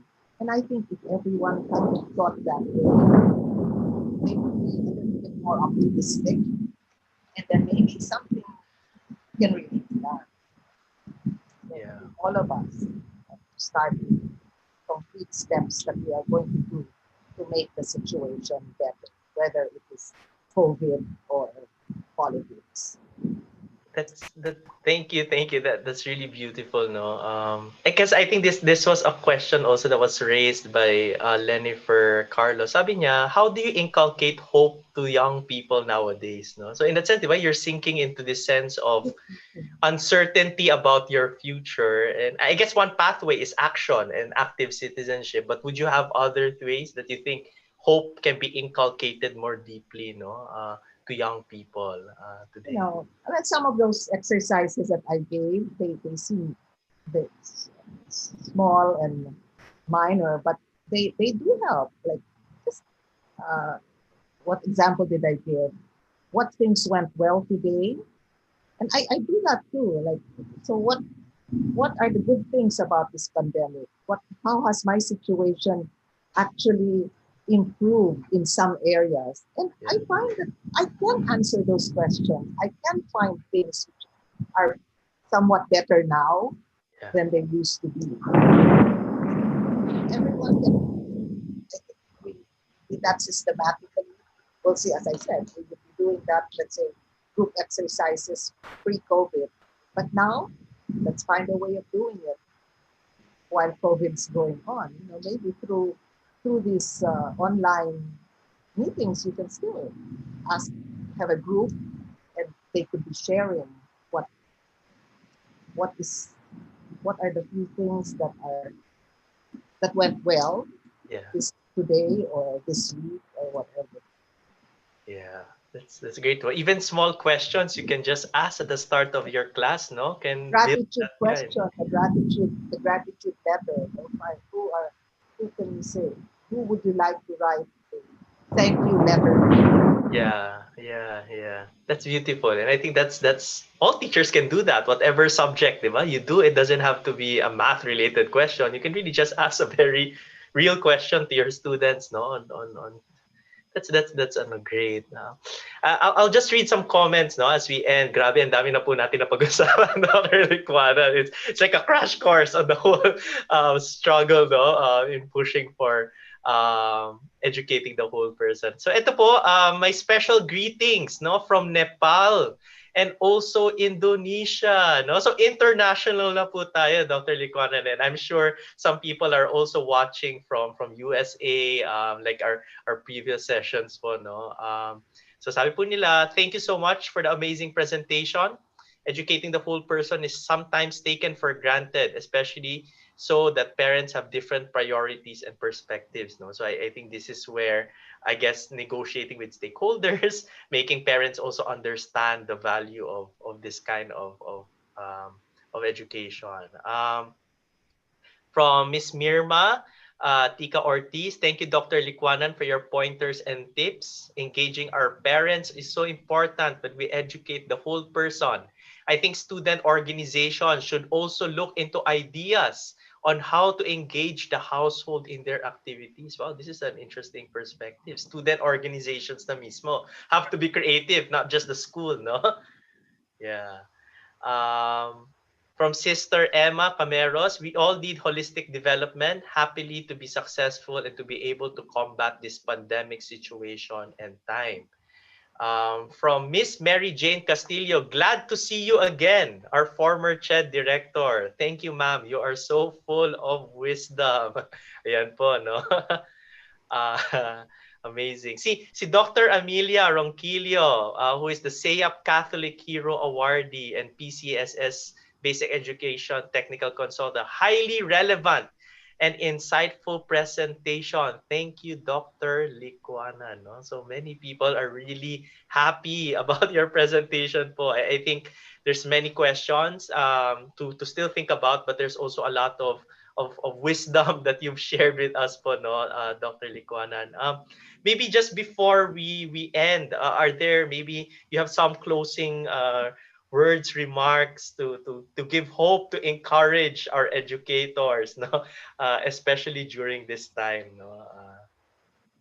Well, as I said at the very end, I wasn't sure whether that was shown, but basically, let's be optimists. No? These are not the easiest of times, but uh, we have to believe that first of all, whole person education is is desirable and doable.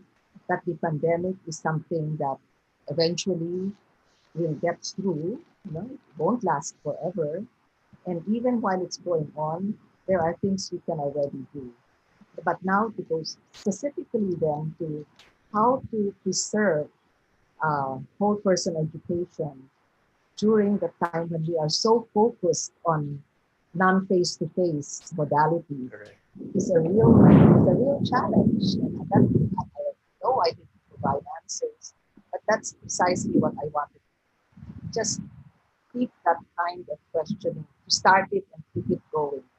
Okay, develop your technology, but at the same time, find ways to maintain the human contact, the group interaction, the social relations that were so important, that are sorry, are so important in the total school experience. And that's what the students also need right now. Yun, no? So So, good luck. so a whole school approach and educating the whole person, no? I think that's really this is a beautiful topic. I think we've discussed So much so more. many things, yes, and really what I'm getting is that let's keep it at the back of our minds, no? Even though we are at survival mode, even though we're still figuring out the technologies, let's keep thinking about how do we remember the education of the whole person, no? How do we innovate and find new processes to help us with that, no? Not back of your minds. Yeah, no, Front of sorry, your at the front. Yeah, sorry.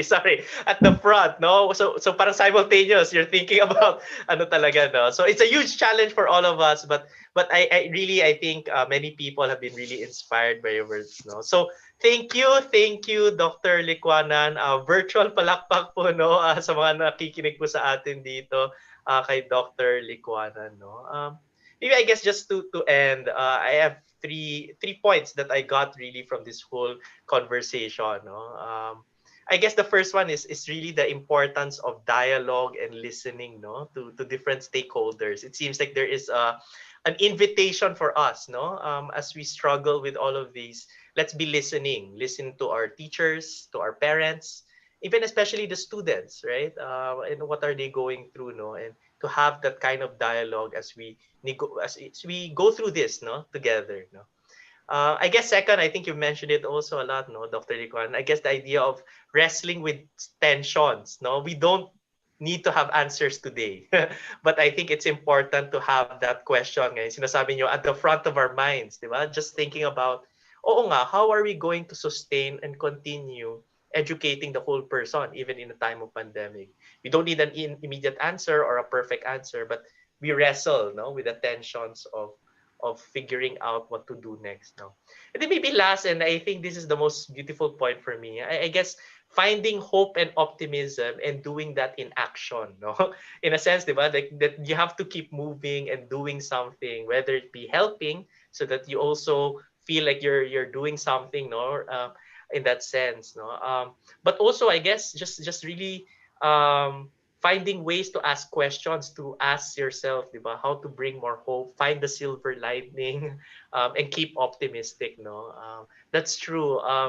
I think really one of the things, no, parang as Christians, as Catholics, we are being invited into that faith, no, that faith and hope dimension, no. We have to trust the Lord, no, that He will get us through this whole period, po, no. So, yun po. Sana na-capture ko naman yung sa synthesis ko sa lahat ng mga sinabi niyo po, no, Dr. Licuana, no? Yan. Thank you, So, Carlo. thank you, Dr. Licuana, no? I guess just for our audience, again, maybe I'll invite everyone again, virtual palakpak po sa ating speaker. It's amazing that she gave her time here for us, no, to have this conversation. Just some final reminders as we end today's session. Again, please join us tomorrow for another exciting day full of activities. The Eucharistic celebration tomorrow, it will be presided by Father Alain P. Manalo, who is the CEAP Secretary at Large, no, and will start at 8:30 a.m. No, so the Eucharistic celebration will start at 8:30 a.m. Please note that the Eucharistic celebration will have a separate link from the first session of day 4. No, so what does that mean? So there will be a Facebook Live for the Mass, and there'll be another Facebook Live link for the sessions coming after. No, so after you finish the Mass, just go straight and transfer to the next Facebook Live link. No, and tomorrow's title, the first session we will have for tomorrow will be transitional leadership in a VUCA world. No, so it's really like how will the administration go through this now. Second, please check out as well CEAP-NCR's Facebook page.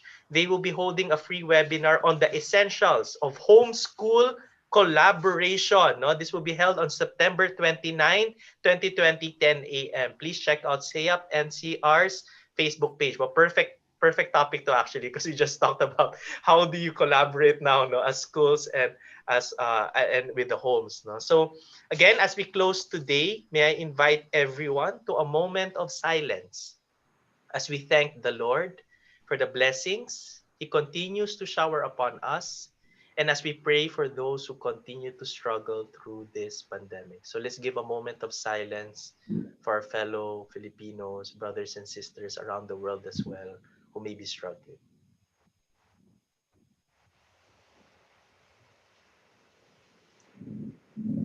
And so we lift all of this up to our God.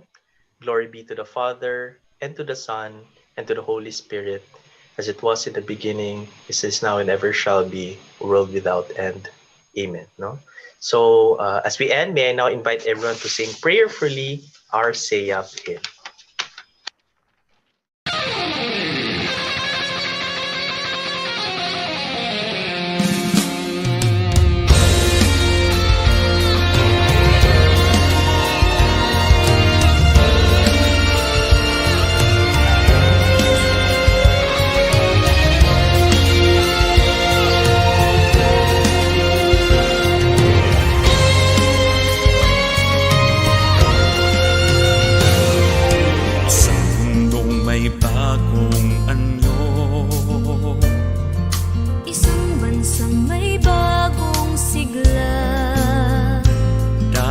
Sa ikaw at ako, natuto sa prinsipyong unyo at serbisyong totoo, kahalintulad ni Kristo, isang huwarang Katoliko.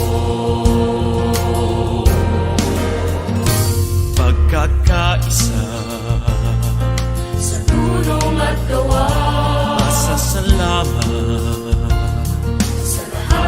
alaala, pagpapako, ang misyon sa mundo, magagawa sa biyaya ni Kristo. Ang kabataan, may hamon at alay sa ating bayan, maging lingkod at tulad ng pagbabago sa misyon sa mundo. Virgen Maria, ang gabay at ang modelo. Sa mundong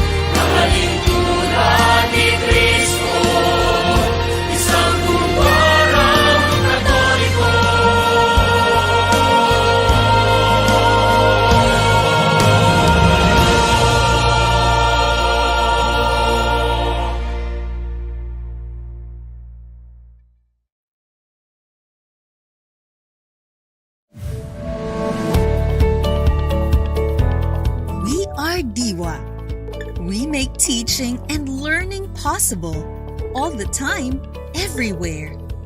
DIWA educational resources are designed to make teaching and learning happen in the classroom, at home, or anywhere.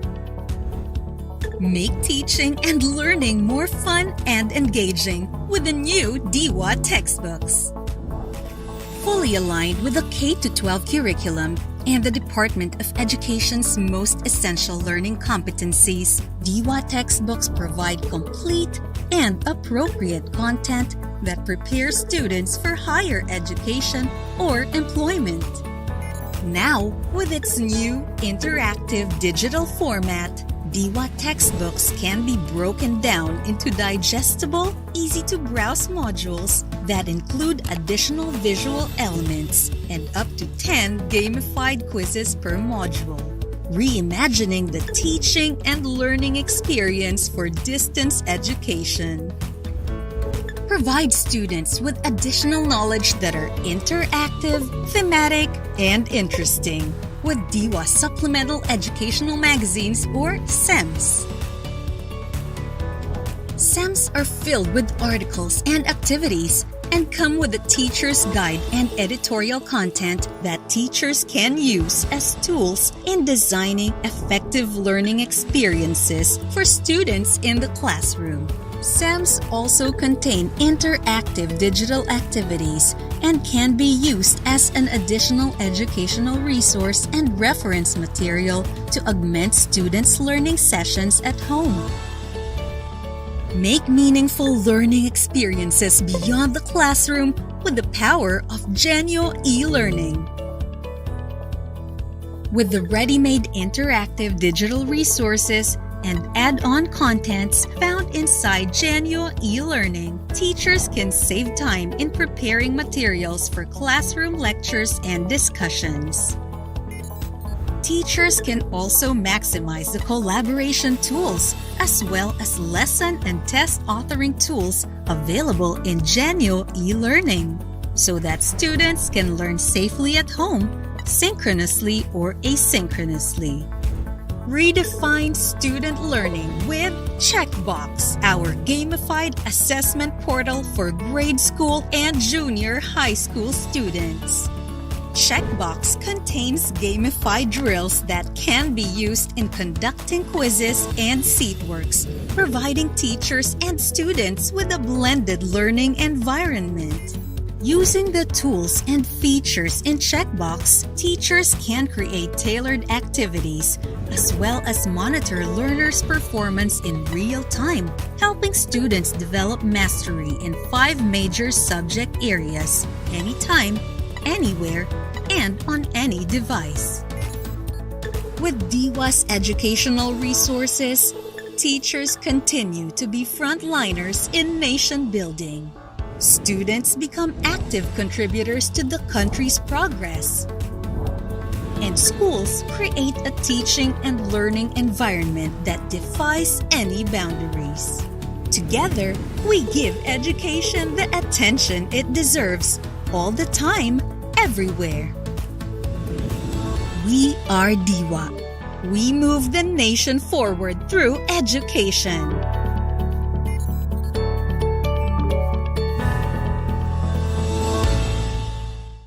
With C.O.N.G.R.E.S.S Publishing Incorporated, we assure you as our partners to be there throughout the journey.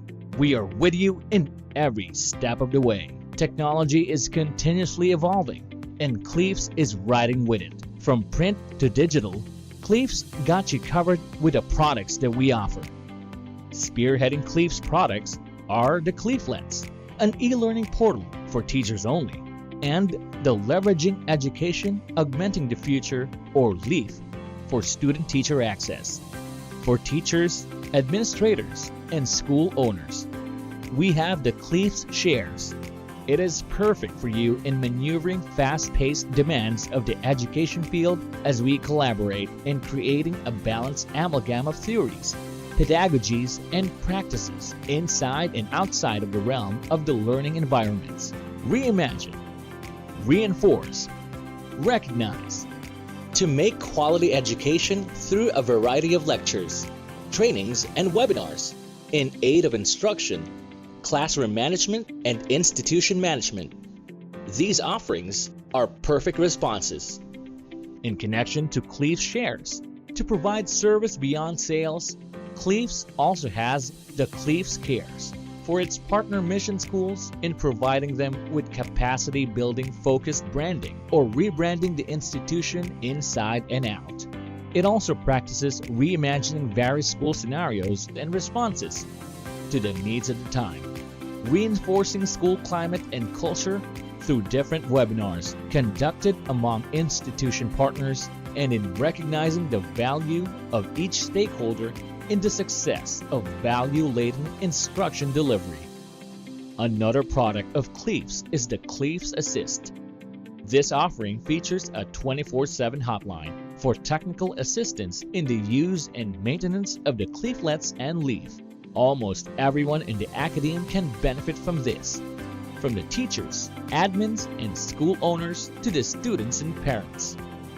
C.O.N.G.R.E.S.S Assists aims to provide an assistance response team to address immediate technical concerns while ensuring the users the full utilization of the leaflets and leaf.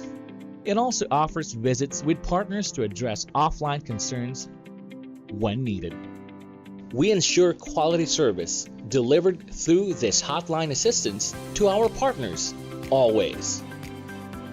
And lastly, C.O.N.G.R.E.S.S Thinks. Together with the partners, we provide them with external consultations for present and future research agenda, accreditation certification, and imaging one. C.O.N.G.R.E.S.S thinks that with a client in full swing, it is redirecting the winds within their institutions. C.O.N.G.R.E.S.S thinks is for teachers, administrators, school owners, students, parents, and even extended service communities and collaborative partner agencies.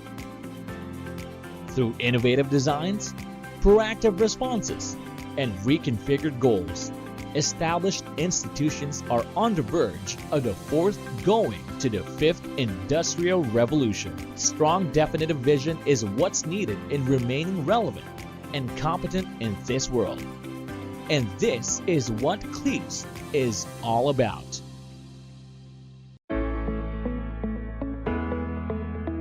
Through the years, we have been your partner in innovative teaching and effective learning.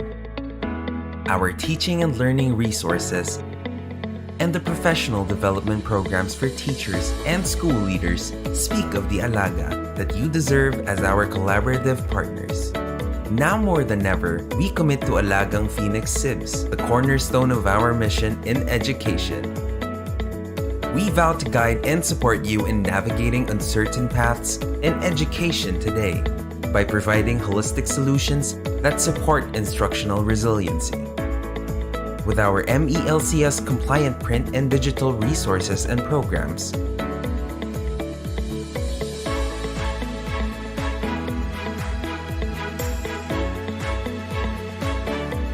we help you future-proof quality instruction.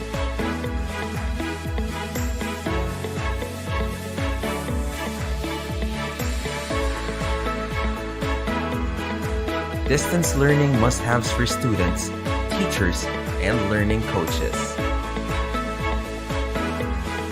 Designed for meaningful home-based learning experiences. Student-friendly activities that form self-directed learners. Replete with learning tasks that serve various instructional purposes. For advanced learners, and for those who need more instructional support. My Distance Learning Buddy Series. A modular textbook series for the 21st century learner in the new normal. 6 subjects, 1 learning package. MELC compliant. Easy to do learning tasks. Rich assessments that help inform learning and teaching. Phoenix Aralex. beefing up our holistic edtech programs and responding to the demands of the new normal. Our new edtech programs have been designed to address your needs. Araling's Light, beyond a learning management system.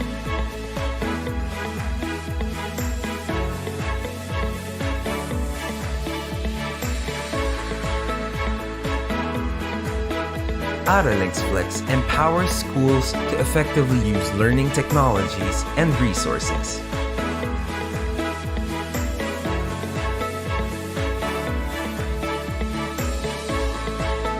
Redefining our commitment to advancing the standards in research and assessment to influence the quality of performance outcomes in schools and in the workplace. Computer-based testing in the new normal.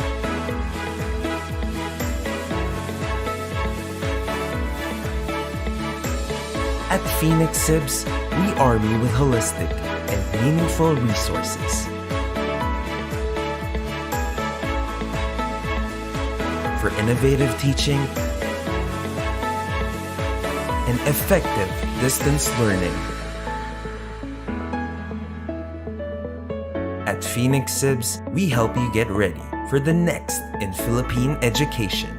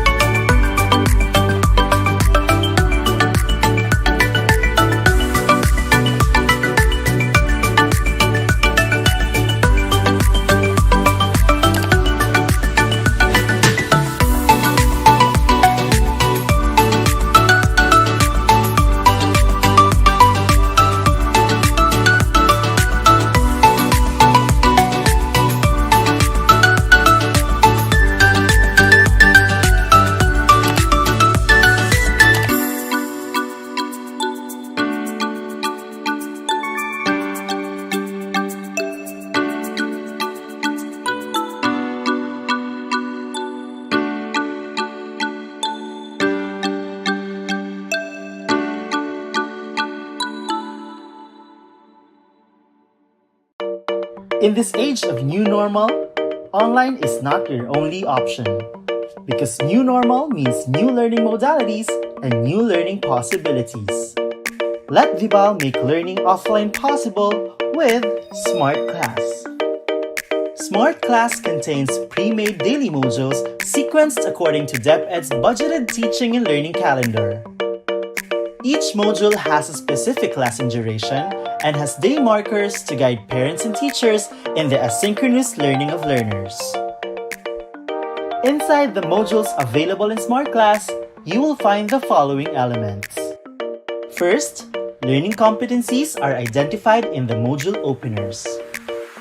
Kickstarters are available to test students' prior knowledge on the subject matter. This set of activities, found at the beginning of each lesson, may also serve as motivational activities. Parents of preschool to grade 2 students will also find notes to parents which contain tips and pointers on how they can guide their child while learning at home. Redefine your students' learning experience with the integration of augmented reality technology into images and illustrations available in Smart Class, making learning more interactive and exciting. At the end of each module, Long Quiz is also available to assess students' understanding of the lesson. Smart Class also features Wrap Up, a lesson ender activity that applies the constructivism theory of learning. In Wrap Up, students are expected to summarize the lesson on their own using a graphic organizer. You may also evaluate the quality of your students' learning by letting them practice their learning in real life through GR.E.S.S formatted performance tasks. The content of Smart Class is designed for the entire academic year, and it is available for 5 major subjects. All aligned with DepEd's K-12 curriculum and covers the most essential learning competencies prescribed by DepEd. Secure your own copy of Smart Class before classes open. Contact marketing@vibalgroup.com to know more.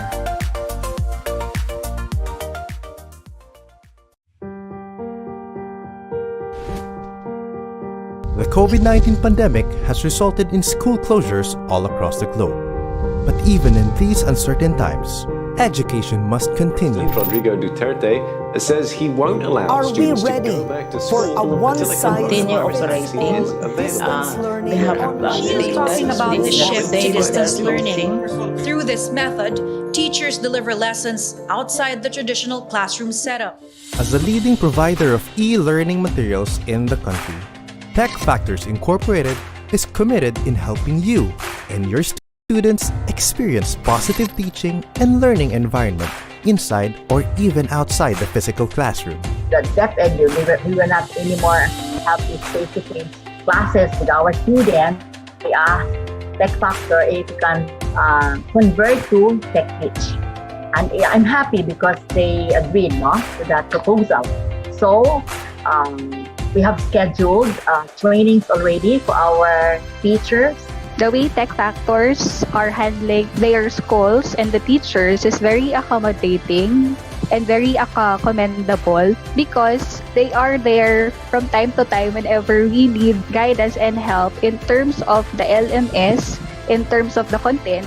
Congratulations for coming up with very good, effective, relevant, and useful learning materials. Tech Factors is continuously finding ways to adapt and to adjust in this new normal.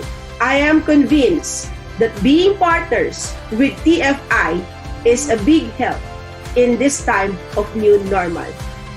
Tech Factors Incorporated, making learning a great experience. For more information, visit us at www.techfactors.com.